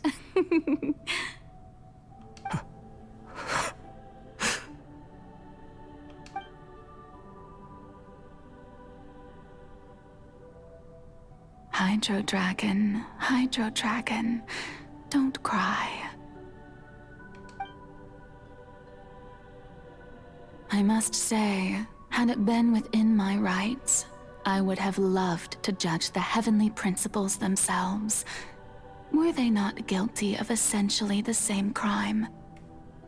Egeria stole the power of the primordial sea, and the heavenly principles stole the power you ancient dragons possessed. I, for my part, am the god of justice. And is it not just that your original powers should be returned to you? Speaking of justice, I have always believed that justice lies in the process of pursuing human existence itself. So, if the theft of the primordial sea's might was Fontaine's original sin, then, leaving matters of procedural right and wrong aside, the descent of the Fontanians as humans and their right to exist in this world would be Fontaine's original justice. In other words, existence was Egeria's justice, and to me, justice is the continuation of that existence. Defying the prophecy and ensuring that Fontaine's people shall live on, that should be the justice enthroned over all others. At this point, we, whether it be myself or all other Fontanians, have shouldered the burden of this sin for far too long. Iudex Nervillet, the highest judge in our land, when you regain your full power as an elemental sovereign, what verdict shall you pass upon us? So when I was invited to the court of Fontaine to serve as Iudex, I see now that that was your idea too. At last, I now understand the true purpose behind this position. In the beginning, I was uninterested in human existence. But these 5 centuries of living alongside them have gradually brought about mutual understanding between us. And I have even attempted to feel as they feel. You are a devious one, Focalor.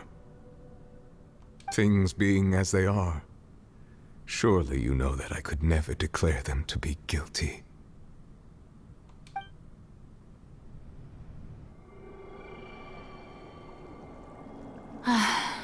The hour of my execution is almost here.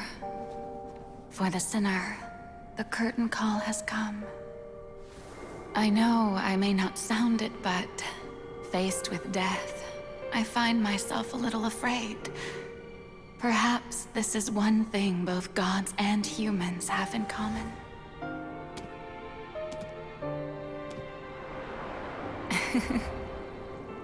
Farewell, Nervalette. I hope you've enjoyed the part you played these 500 years.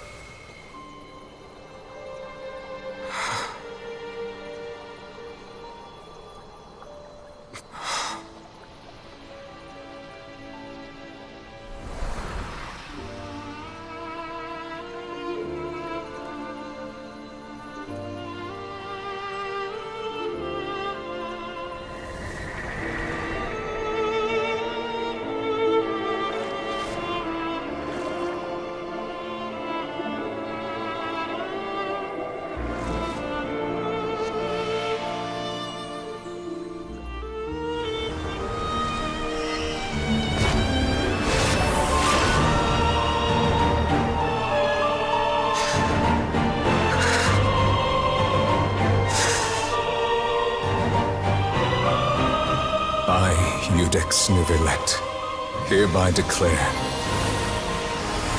people of Fontaine, your sins are forgiven.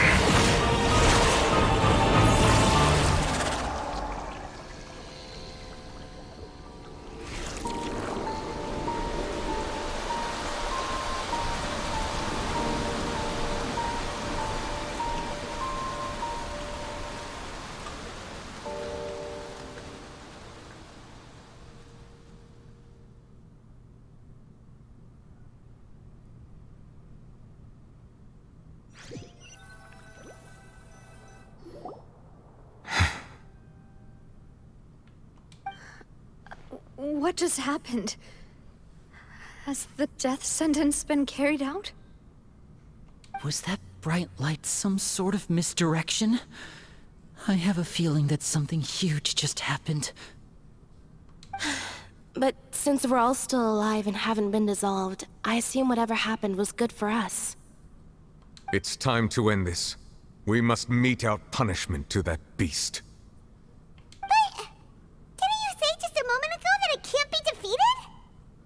I have gained the strength sufficient to deal with it. Through certain means, I now have the ability to separate the power of the Primordial Sea from that creature. Okay. We should seize the opportunity to pursue our quarry. Traveler, now that the oratories can no longer function, I require an executor to help me mete out justice. You mean me? The root of the calamities befalling Fontaine. The beast that enacts the prophecy. Its name is the all-devouring Narwhal. Come with me, traveler. The hour of execution has come. Okay.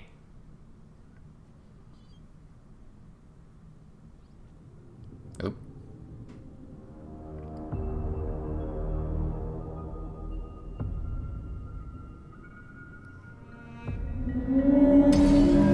Hello.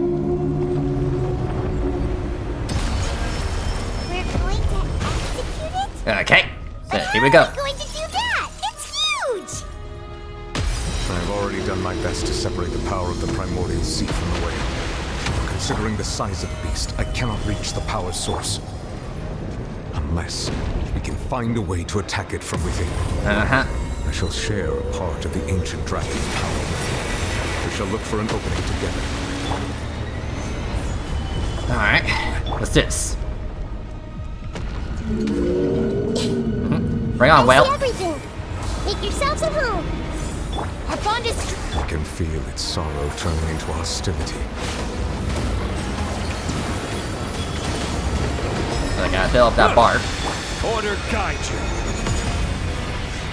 Solidify. Okay. Oh. I'll settle this. Yeah, I gotta break this. The all-devouring narwhal cannot resist its instinct to devour. Continue to trigger its hostility. Chance will present itself. Come on, bring on, Will. Here it comes. Come on, bring it. Eat me. Eat me. Huh. So this is what it's like to be bored. Thingy over there. It looks really scary. All right, bring on. Let the mighty be humble.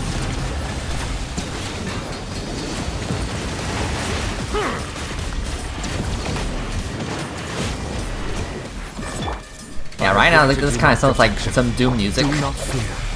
Seize the moment and use my power to suppress its root from within. Okay. Settle down. Come on, bring it. The Temple of Wisdom. Stand with me. Shield up. Stabilize.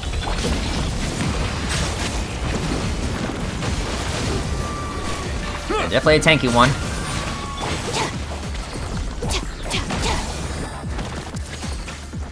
Our bond is strong. Shield. Bow your head. Come on now. Lightning purified. This is order. Okay. Solidify.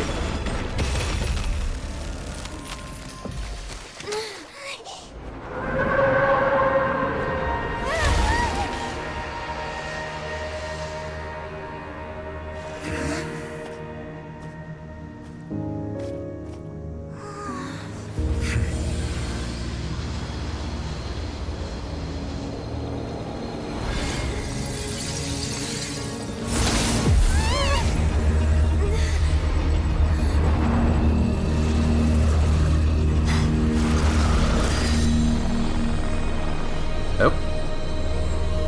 Hello.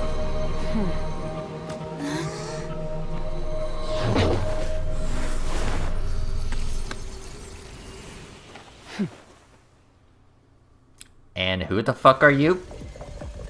Thanks for helping with the cleanup.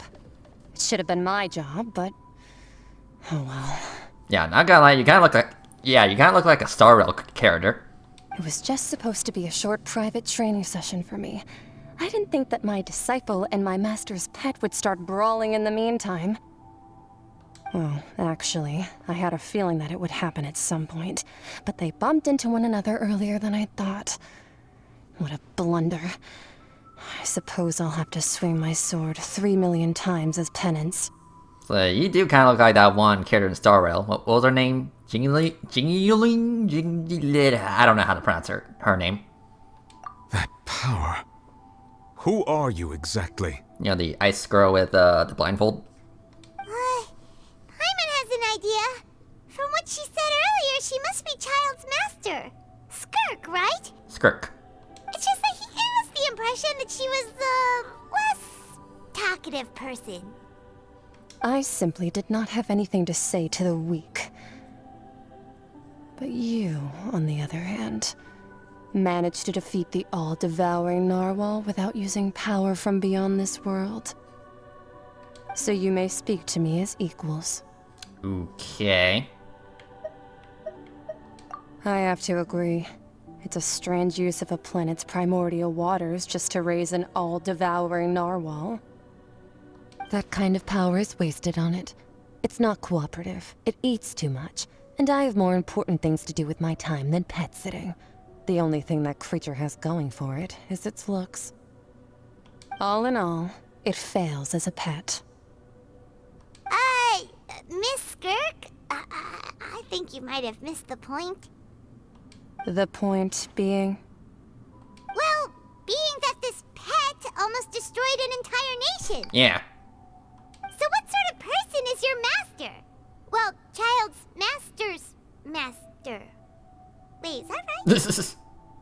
Oh, right. So you don't know him. Sorry, I assumed you did. His name is Sertologi. Who? Yeah. I am unfamiliar with that name. Yeah, never heard of him. Huh. So Master isn't sufficiently famous. How should I describe him then? Have you heard of the name The Fowl? The Fowl? Still nothing? Well, how about the Visionary? Vetterfalnir then? Or Gold Rhine-daughter? Ooh, that one we've heard. Rhine-daughter's part of the Hexen Circle. She's Albedo's mom, right? Huh? Oh, so you do know that name. To be honest, I also heard all of those names and titles from my master. I don't actually know them either. But I suppose you understand now, yes? My master is likely a similar sort to Rhine-daughter. They are both pursuing some form of perfection. Wait, didn't you also mention a visionary person? Paimon didn't quite catch their name. Actually, never mind that. I believe it expedient to inform you that the all-devouring narwhal used up nearly all its strength fighting you. Such roiling hydro energies will prove difficult for the planet's deep seas to digest. As such, the Fontaine back on the surface has most likely been thrown into chaos. In other words, the prophecy that you've been fretting over should now be in full swing. What?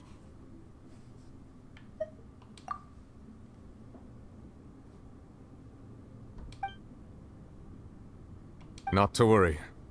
Focalor has already managed to deceive the heavenly principles. In the end, the people will all be dissolved into the waters, and only Farina will remain, weeping on her throne.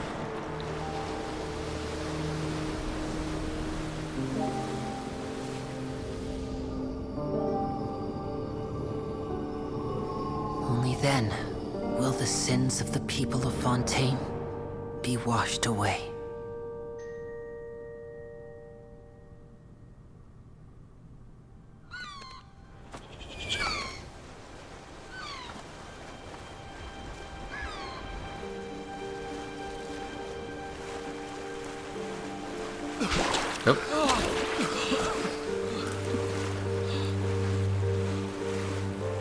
Hey! Help! Over here!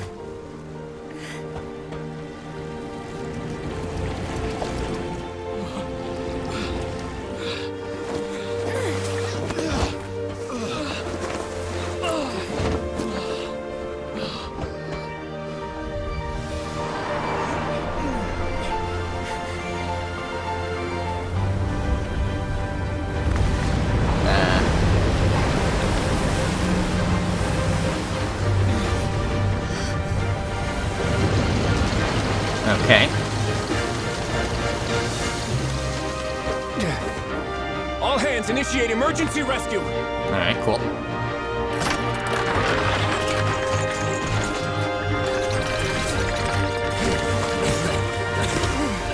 Hurry!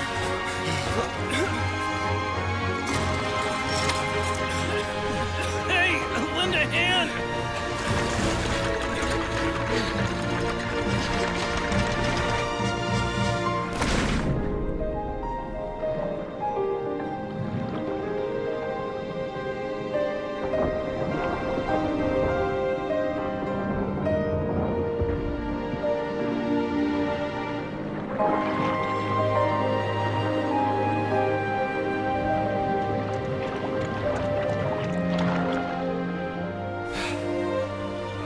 Look! The water's receding!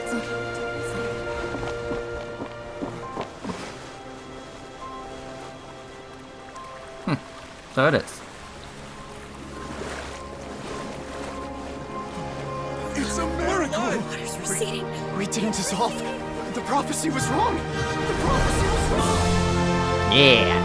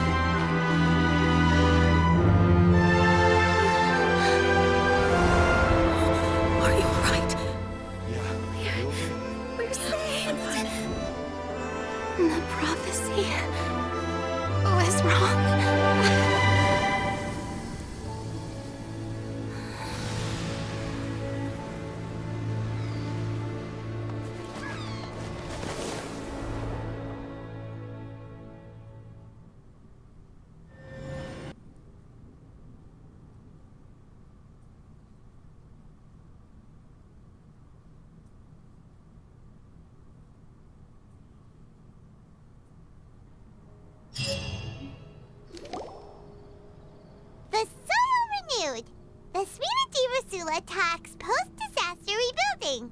I recently visited Poisson to meet with Miss Navia, spokesperson of the Spina di Rosula, and we spoke about Poisson's present and future. Old soil can still give birth to new bloom, Miss Navia stated. Hope is like seeing a small cookie when you're starving late at night. You just need a little of it. Okay. Skyship Winglet, lunar brain of the Fontaine Research Institute. The various disputes that have arisen on account of Mr. Edwin have suddenly become a shield over the Institute, with Jurier turning out to be a once overlooked hidden gem. People always call the first researcher mad, but few know what to call the second. And should that latter person achieve a miracle, they would find it all the harder to find a word with which to classify him and his team. Wow! Paimon barely recognizes the people in the reports. Are those really Jurier and Navia? They sound like real big shots. What do you think? Pretty enthralling, huh? Uh-huh. The Steambird's idea was pretty simple. With the disaster just having passed, we would print a free edition packed to the margins with good news to calm people down. The value for these big scoops lies in their inevitable follow-ups. We'll publish further reports and go into the stories behind those people. Edwin's assistant, Jurier, created a true flying ship, while Navia is leading people in the reconstruction of their home. I'm sure that these stories could draw even your well-traveled eye. Paimon's curious too! Wait a minute. Didn't we watch everything happen from start to finish? What's there to be curious about? And that's exactly why I'd like you to come conduct interviews with me. You're the best incubators of news, if you haven't noticed. And also, with you around, I'm sure I'll get to see that Duke. Are you sure? Hasn't he turned you down several times already? Oh, this time will be different. Come on, let's head to Poisson first, and then make a trip to the fortress. There are some things you'll only know when you get there. Okay. Alright, here we go. Whew. Okay. So yeah.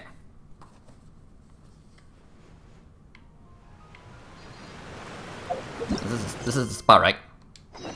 Yeah. Okay.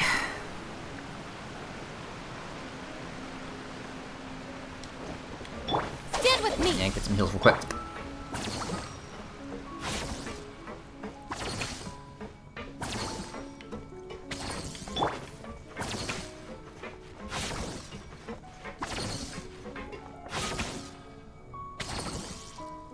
Okay. So, hello. Navia! Oh, it's you. What brings you all here? Hey, we're just having a look around. I'm here to update myself on how things are going here. Oh, the Fatui are here too. Let me introduce you. This is Mr. Garunt Snežević. He represented the Knave in sending us a large amount of supplies, and is helping with our work. Our residents are hard at work as well. Thanks to everyone, work is progressing nicely. We've lost a lot of people, but we're moving forward. That will have to be enough. Hello, Miss Charlotte. I'm a big fan of yours. I especially like that article you wrote last year about Fontaine's stray cats. But if you don't mind, could you not emphasize our role too much in your report? It's not charity we're doing here. We just happen to share the same interests as the Spina. I get where you're coming from. I'll keep it as simple as possible.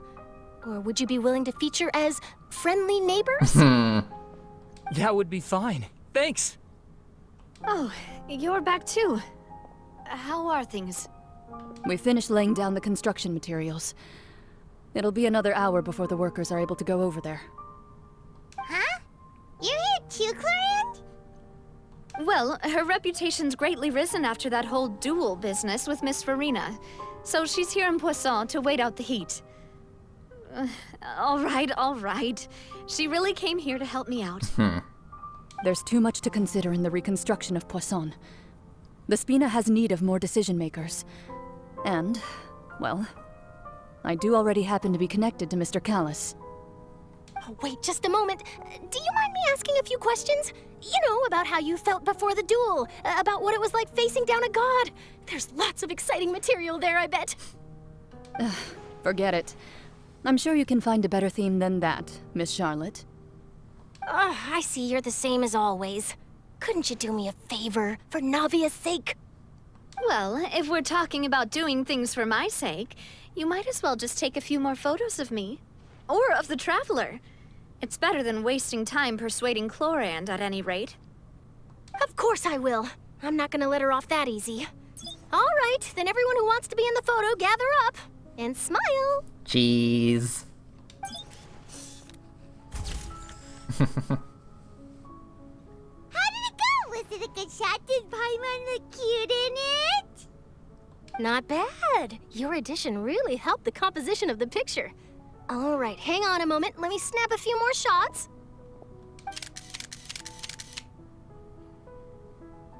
All right, that should do it. I'll be back here later anyway, so let's call it a day. Okay. You're very quick. Speed is of the essence when it comes to the news, and freshness is the key. Also, not to brag, but I'm pretty good at building connections. Who knows? I might eventually get that interview with you after all, Miss Chlorand. Wow, you really do have that never say die spirit. I'm impressed. I'll hazard a guess that this is how you got that interview at the Fortress of Maripede. Whoa, you're well informed. Let me make a guess too. I asked Sijuin, who told Monsieur Nervillet, and he told you, right? That's a very complete information chain. In truth, all Monsieur Nervillet asked me was, when did the fortress become so friendly towards the media? I told him that it was best not to speak too soon. There's no guarantee that Wriothesley will make a personal appearance. You're right. I've got to treasure every moment I have with them. In which case, I'll be making a move first. Stay safe now. And tell me if you hear anything interesting. I'll treat you to afternoon tea in exchange. Okay. You seem curious about the fortress. Of course. That Wriothesley. I still remember going down to the fortress to grill him for information on my father's case. Boy, did he take me for a ride. Without telling me anything, of course. But he did invite you to tea, didn't he? 2 large pots of it, in fact. It was good tea, though. I have to agree. The tea there is very good. Speaking of that, would you like to have some today? I mean, you've got time, right? Well, I'd be partial to some shortbread. Wow, it's like we've got a menu or something. Sure. Good. What flavor of biscuits would you like, Mr. Snezhevich? Me?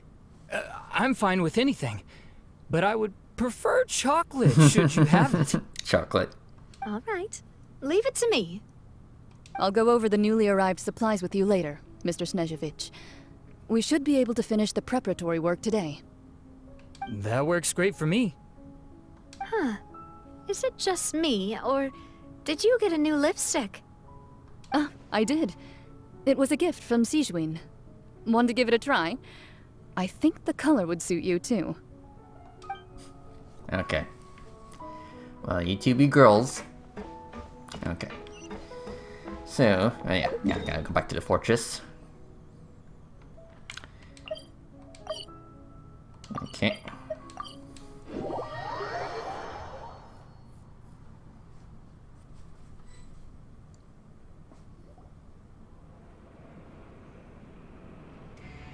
Wow, guess we're here again, huh? There's a real nostalgic feeling to this place. Looks like you've been missing us. Duke! Did you come all the way to the entrance to greet us? Of course. I'm here to welcome you and our dear Miss Charlotte, whom our good head nurse recommended to me. It's an honor to finally meet the much-rumored Duke. Thank you for consenting to my visit to the fortress, sir. No need to thank me. But that said, I shouldn't be the focus of your interview. I trust you recall our agreement? Of course, of course. All right then, this way. Okay, where are we going?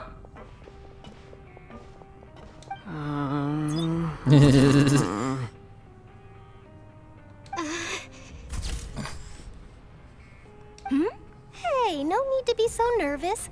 I've already taken all the photos we need. Miss Charlotte, do these pictures really need to be published on the cover of the Steambird? It would seem that Miss Lorvine doesn't want her face to appear beside that of Mr. Jurier, hmm? Sir, please don't say things like that. But it looks like dear Mr. Jurier denies it. Might this interview be very important to you then? No, I just... This is my first time being interviewed, and I'm very thankful to the Steambird for... Now, I might not look it, but I actually did meet Mr. Edwin once. And I'll be honest, I enjoyed chatting with you more. You've definitely got more of that genius vibe going on. The boat that brought about a miracle, the ark that saved the people.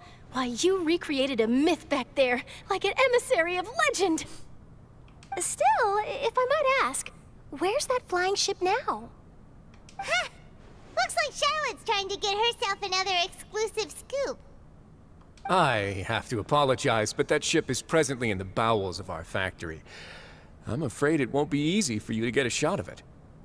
Really? Well, then in that case, could I have an interview with you to make up for that loss?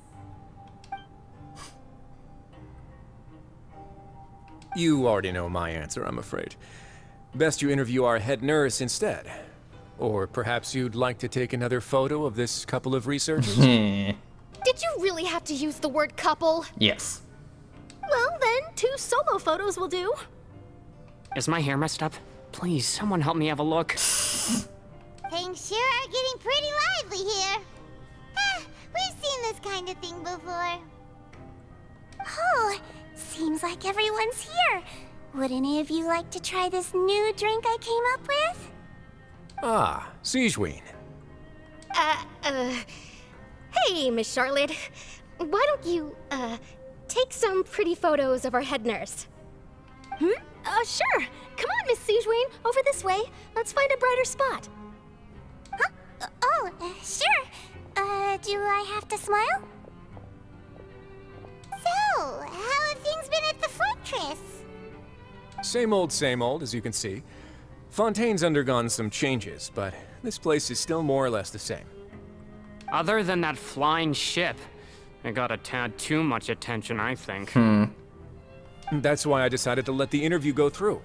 We should direct more public opinions toward the behind-the-scenes heroes. Am I right, Mr. Jurier? Miss Lorvine? You're too kind, sir.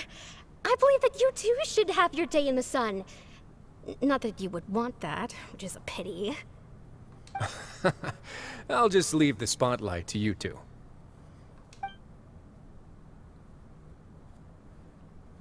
I see. Lots of things happened that day, huh? Anyway, regarding that Harbinger, I'm not sure you remember, but his 3 young followers are still waiting for his return. He sure did win them over, huh? I'll tell them that there's good news and bad news. The good being that their boss seems fine, and the bad being that they must face extended sentences for abetting his escape. Oh, actually, what about you? Are things gonna change for you too? What change can there be? The fortress will keep chugging along, and so will my duties. As to what Miss Farina's departure will mean for the nation, and if our laws and governance will be transformed, we'll leave those to the folks in the overworld. Hey everyone, the photo shoot's done. Good. In that case, let's call it a day here. Thanks for your cooperation. Come on, Traveler, let's go. Till next time, everyone. Alright. There'll be a next time? Maybe. Who knows? I might write a story about the underwater factory next time. Until then. All right. Last stop, the docks. Okay. Well, hold on. Hello, you two. Oh, you know, I'd love to see you in one of Charlotte's photo shoots one day. Is that really necessary? Our line of work doesn't really require much photographing. It's precisely because we don't need the picture that they'll have value as keepsakes. You don't really look all that opposed to the idea, you know. Maybe I'm just happy that I managed to once again avoid the spotlight. I think this interview went well either way. Yes, you successfully kept prying eyes away by using Mr. Jurier and Miss Lorvine as shields. Very good. You should be happy for them. They have a bright future ahead of them. Yeah, he's really shipping those two together, huh? Okay, so you said docks. Okay. Yeah, pretty much at the very beginning, basically.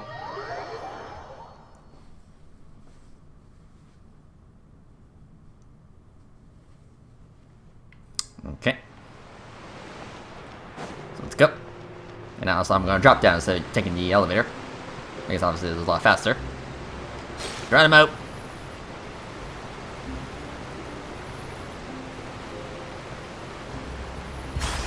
Yeah, I'm fine.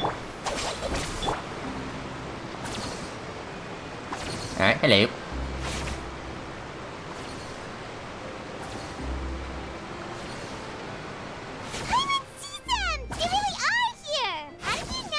Yeah, give me a second. Okay. Navia mentioned that she stayed in touch with Linny and the others after working together. Apparently, they've been at the docks distributing these strange pockets the whole time since. Traveler, Paimon. Ah, and Miss Charlotte, too. Would you like a magic pocket? What sort of gadget is it? It's a wondrous bag that can be used to carry many things. The water level has returned to normal, but if you see any of your things floating around, you can use this to carry them. Or you could trick a friend into doing it for you. Trick a friend? I wonder which of my friends would fall for that.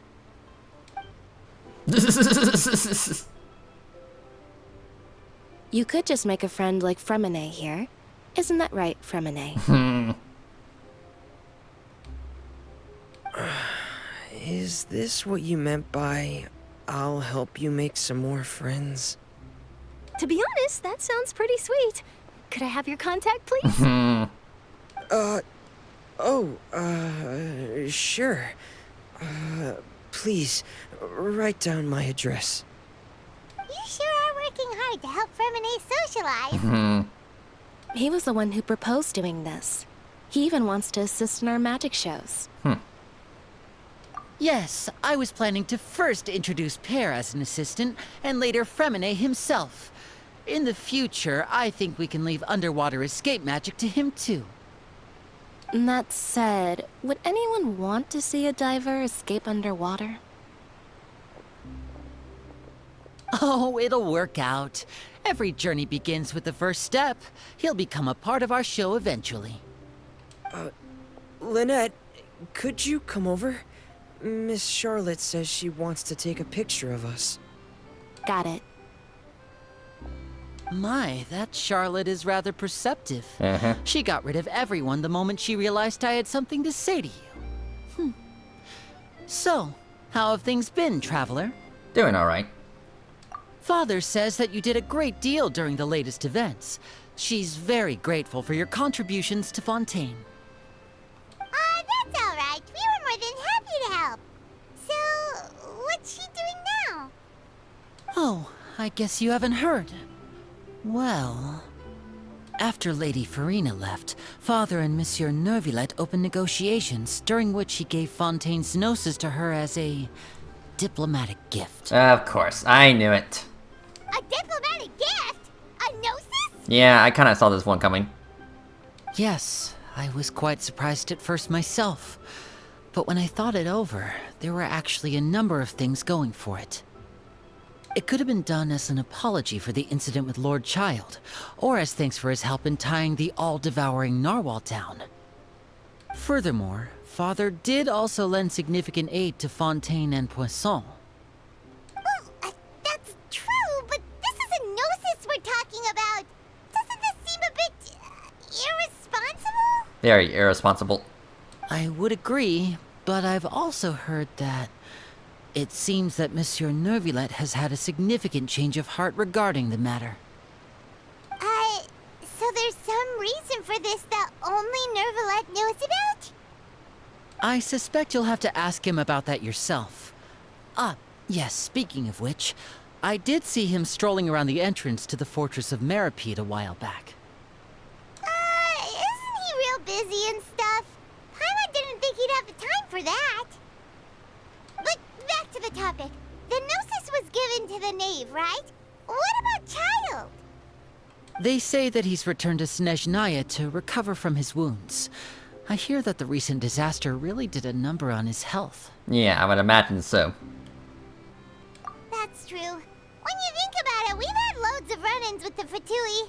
To think we'd be allied with them this time. Yeah. So shocked by such a simple switching of sides?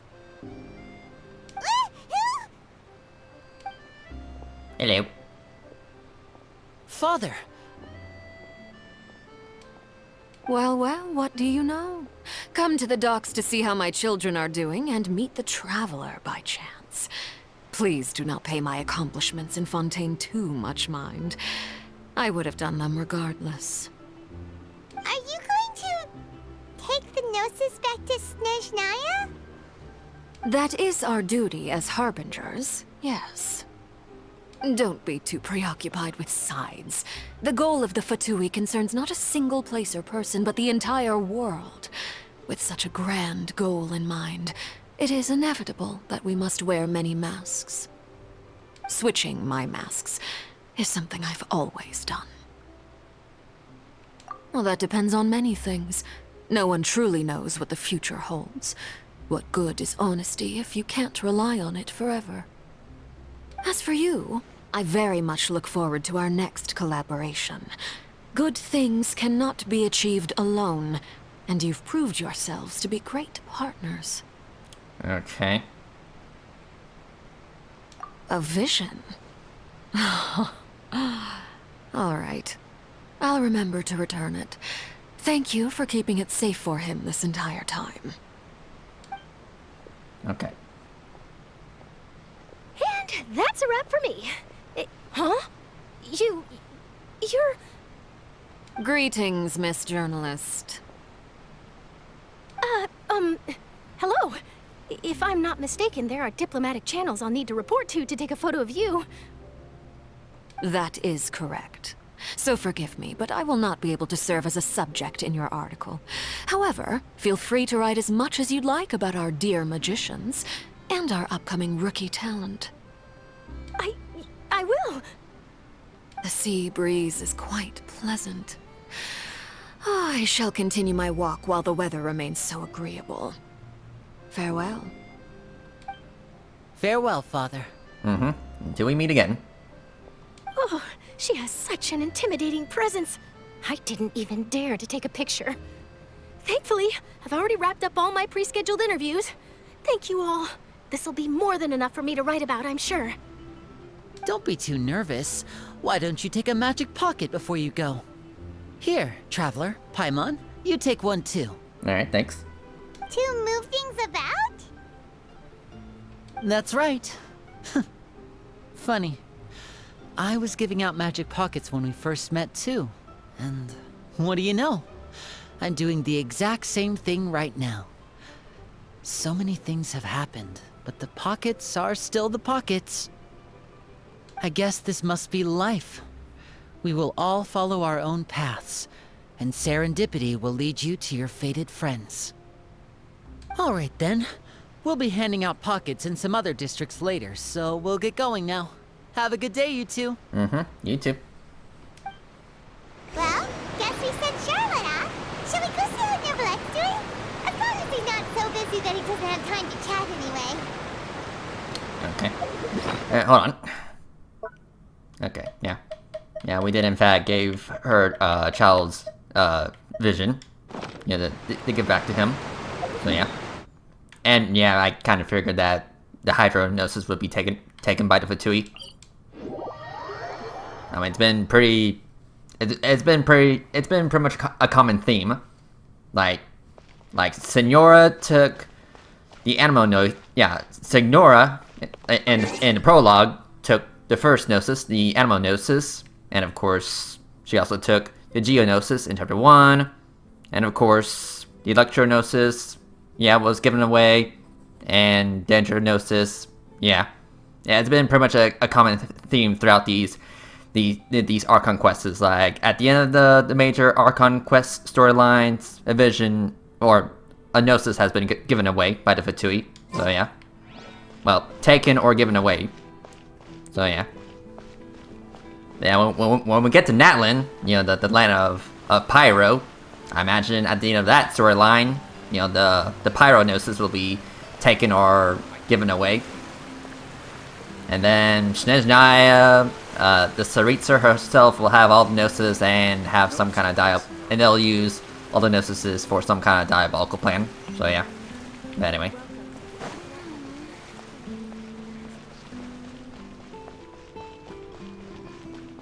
The entrance to the fortress! Ooh, he really is there! Mm-hmm.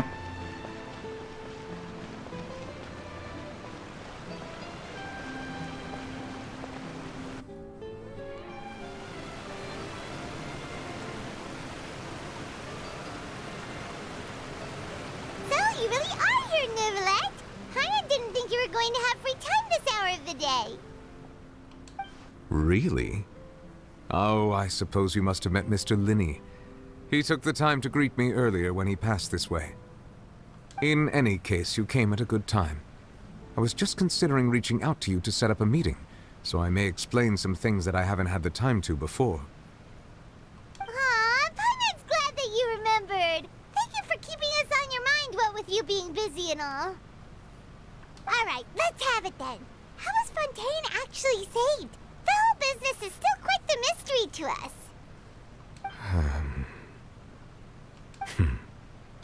It is strange how words can often leave a bitter taste in the mouth when it finally comes time to say them out loud.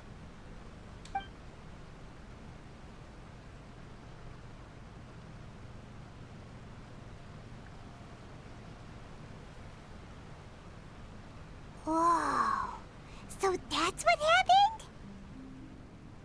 Focalor destroyed the divine throne of the Hydro Archon and restored your power to you, transforming you into a fully fledged elemental dragon sovereign! Mm-hmm.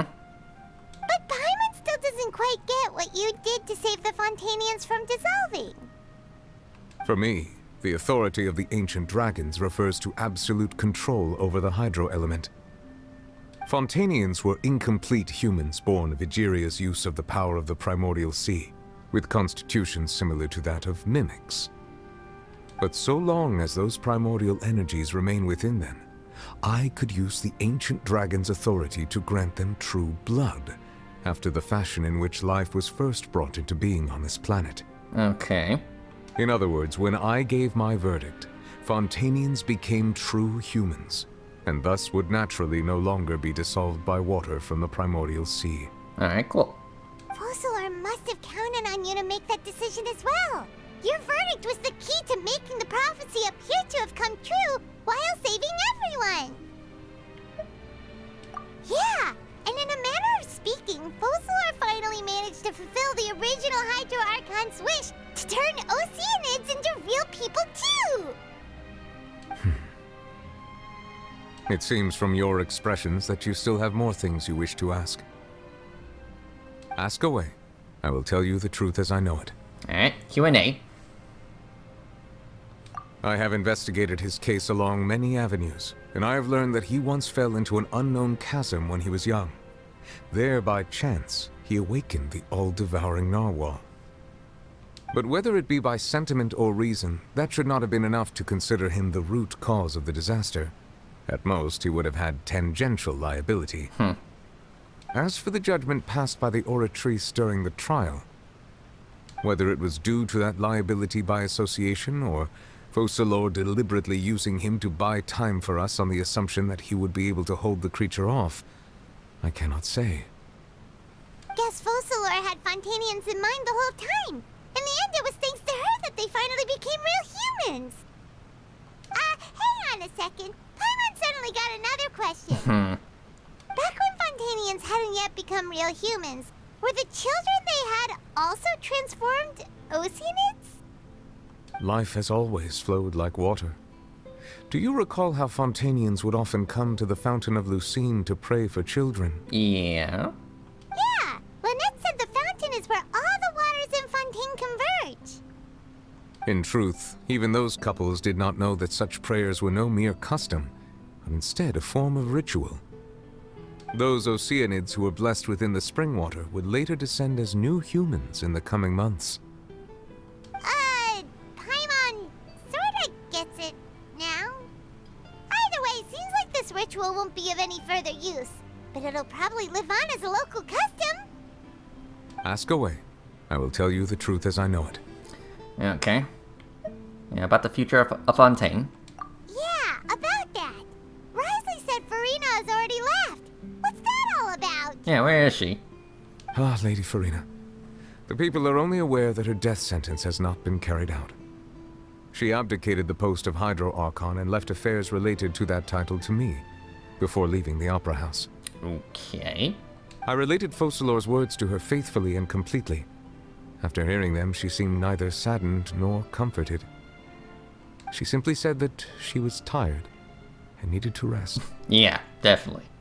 Having said that, she then packed her things and moved out of the Opera House. Not unlike how an ordinary person might. But she's still got a place to stay, right? You need not worry. I will make arrangements to ensure that she will not want for food, clothing, board, or travel. In truth, I am somewhat happy for her. The wear and tear on her spirit will, of course, take time to heal. But now that she no longer has to play the role of Focalor the Hydro Archon, she can finally lay down her burdens and lead a normal life. What about you then? What are your plans now that you've regained your full powers as the Hydro Dragon? After Focalor passed on, the Oratrice also ceased to function. This matter will directly affect our trials. After much careful consideration, I've decided to take over its role in our courts. From now on, I shall hear cases and pass verdicts by myself. Alright. Looks like you're still considering stuff from the perspective of the Udex, huh? As an elemental dragon, there are indeed many things that I must do. But this power and this duty, in a manner of speaking, you could say that both were granted to me. As such, before I attend to my other responsibilities, I must first and foremost continue to serve Fontaine as its highest judge. The duty of the Hydro Sovereign and the duty of the Udex shall coexist within my person. Additionally, the Hydro Archon's departure has brought about another problem, which is that the Opera House shall no longer produce indemnitium. That's true. That power was derived from the people's faith in the Hydro Archon, wasn't it? Wait, but the various mechs and machines in the city are all still okay. Where are they getting their energy from? As I am now, I have full command over New Musia, and it can serve as a complete substitute. Another reason why I cannot quite leave Fontaine immediately. Okay. Wow. This ancient dragon's authority stuff is really quite useful, huh? Mm-hmm. Ask away. I will tell you the truth as I know it. Yeah, basically New Valette has pretty much become their new Hydro Archon, which I am okay with that. So yeah, but yeah, about the Gnosis. Oh, that's right! They say you've given it to the knave as a diplomatic gift or something! Leaving aside their intentionality, the two Fatui Harbingers have indeed done much for us during this crisis. Their sole remaining goal in Fontaine, at least at this point, would seem to be the Gnosis. The Oratrice has ceased to function. The Hydro Archon's divine throne is now no more, and I do not need the Gnosis's power. As such, it has lost all meaning for Fontaine. If the Fatui have impure designs, then we might as well accede to their request now, and avoid unnecessary conflict. What complicated considerations! Paimon thought you were just giving it to them out of gratitude to the knave and as an apology to Child. Ask away. I will tell you the truth as I know it. Okay. So, about my next stop on my journey. You will soon be heading to Natlan, I presume? Natlan. I'm afraid that I have little talent as a travel guide, so all I can do is tell you what I know about that land. Alright. As far as I'm aware, Natlan can be said to be a nation of dragons. A nation of dragons? You mean like you? No, I suspect that I would not find myself welcome there. Yeah, it would be too hot. Unlike ancient dragons such as myself, the dragons of Natlan have undergone long years of development and evolution. Large numbers of them have entered a form of coexistence with humanity. Natlan is also the nation of war. War ravages those lands like an undying flame. There is one other piece of information I got incidentally from my negotiations with the Knave that I believe may be useful to you. The Harbinger known as the Captain has thrown his hat into the endless ring of war. Alright, the Captain, yeah, we've heard of him before. The Captain. Sounds like a real tough customer. Seriously, everywhere you look, there's a Fatui Harbinger doing their thing. I suggest that you fully prepare yourself before going to Natlan. In the meantime, Fontaine's doors will always be open to you. I mean, we still have to wait until, well, version 5 for Natlan.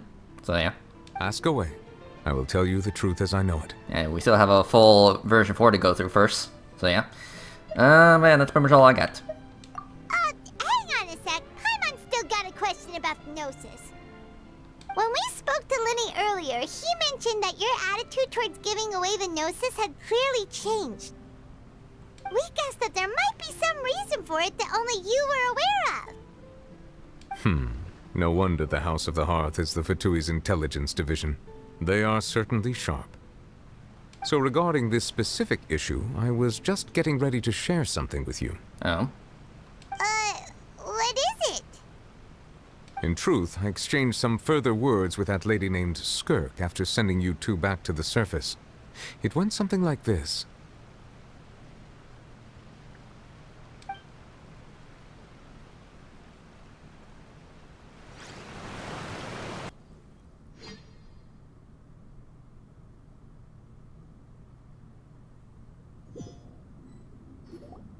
Well, we're going to head topside to see what's going on. You hurry over soon as well, all right, Nervalet? What next? The all-devouring narwhal isn't here, so I'm no longer getting any interference. So is she gonna be a playable character too, or what? I can finally catch the scent of your power, what it's made of. It is the authority of the planet's primordial dragons, but with something very similar to a god's curse mixed in. It's quite a novel blend. But again, she looks more like a Star Rail character, so if she was added into the roster of Genshin characters, she would kind of look out of place, just a tad bit. I'm sure I've encountered something like this before. What was it again? I do not know what you speak of. Of course. How could I forget? You should have the remains of the third Descender on your person, yes? Remains? I've never heard of any such thing. According to your parlance, I believe it may be called a gnosis. Well, that much is true.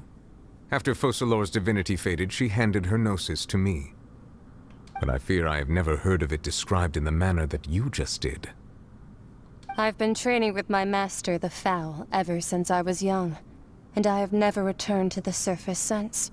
So most of the information I possess, I got from him.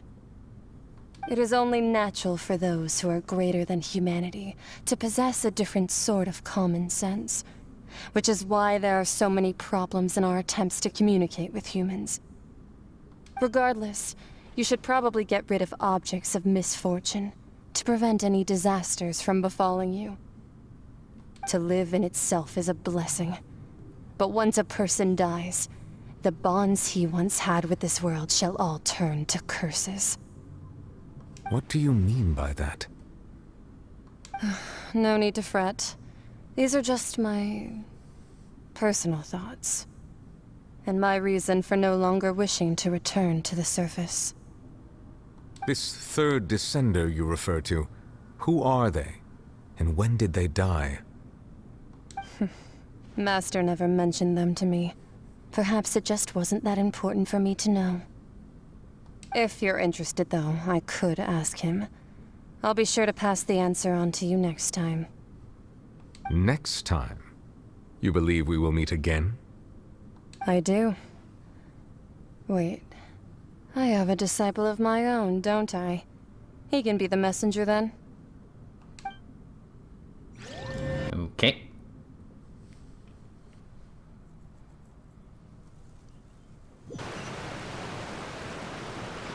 That's what she told me. Whether it would prove useful or not, I wanted to pass that information on to you. Alright. The remains of the third Descender? So that's what the Gnosis actually are.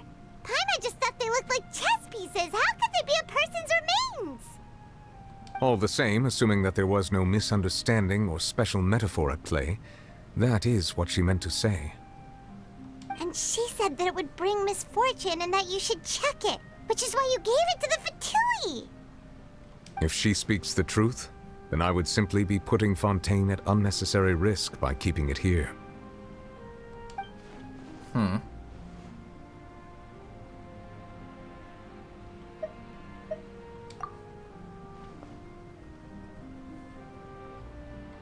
had guessed that you might already be familiar with this concept, but I did not expect you to be one of them. That means that the Gnosis, which are exceedingly element-compatible and can even enhance elemental abilities, do indeed come from the third Descender. Okay. I wonder, does your body also possess similar properties?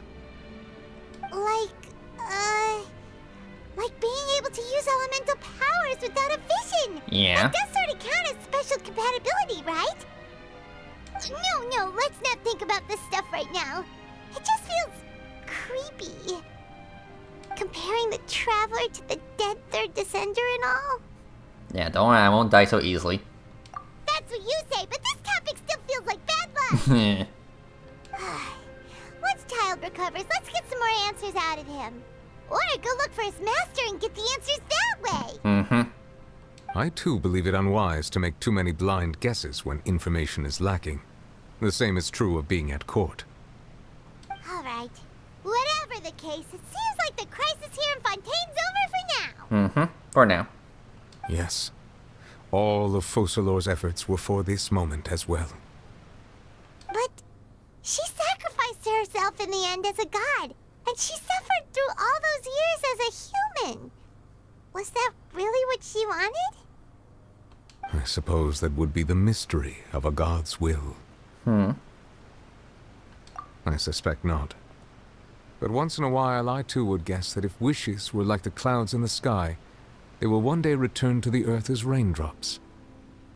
Life flows like water, and rain is the final answer. The water levels may sometimes tilt one way or another, but the rain falls fairly upon all. And what, ultimately, is the difference between the rains that fall upon all of us?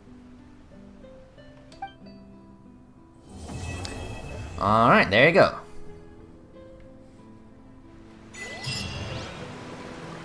Cool. It seems from your expressions that you still have more things you wish to ask. Ask away. I will tell you the truth as I know it. Okay, yeah, never mind. That you have a little bit more to say. I suggest that you fully prepare yourself. Okay. But yeah, woof. So that was a lot. Oh yeah.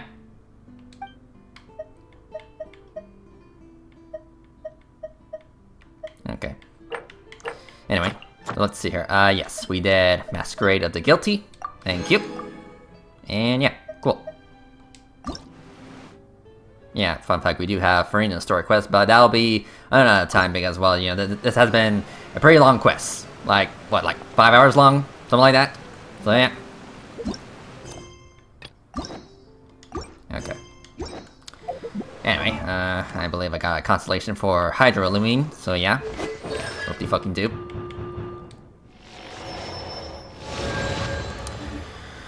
Alright, so yeah, that's basically the Fontaine story quest. Yeah, this was pretty much Fontaine story quest. Okay, so, yeah, might as well clear my points, even though, you know, I'm max level, but whatever. Anyway.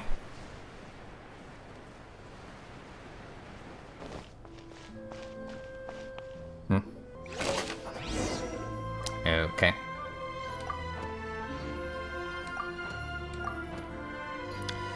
Whatever. Yeah, I must have triggered some kind of side quest, but whatever. Anyway. But yeah, I just came here to get my points, even though I don't really need it. But you know, it's gonna be there at my face, like, hey, collect your 100 points, even though you don't need it.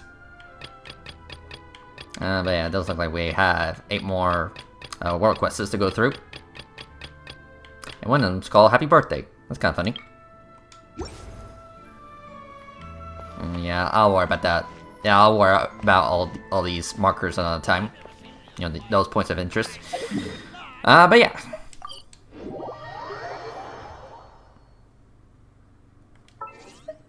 Okay, achievements. Yep, complete Masquerade of the Guilty. Cuisines are beautiful.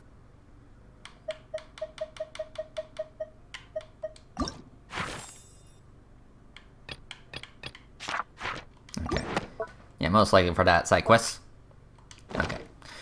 Alright everyone, well, so yeah, this was the Fontaine arc. Again, we are most likely gonna get an epilogue with Dainsleif sometime in the future, most likely. And yeah, so yeah, that was basically all of Fontaine. At least the main plot wise. I mean, yeah, we still have side quests, story quests, and of course story events, and again that epilogue, and obviously a few more updates for version 4. Yeah, we're not quite done with Fontaine yet because, well, you know, again, we still have a whole version 4 to get through before we actually move on to Natlin. You know, the land of fire. The land of war. So yeah, the land of war, land of fire, god of war. So yeah, it's, you get what I mean. And so yeah, I would do some wishing, but again, this has been pretty long. So yeah, I will be doing some wishing in the next video. Yeah, I'm pretty certain the next video we'll do Farina's story quest, and then we'll do some wishing. You know, possibly pull for her, and obviously pull for Charlotte. And yeah, so yeah, everyone, thank you for watching. And yeah, this was a crazy Act 5. So yeah, thank you for watching, and I'll see you guys next time. Later.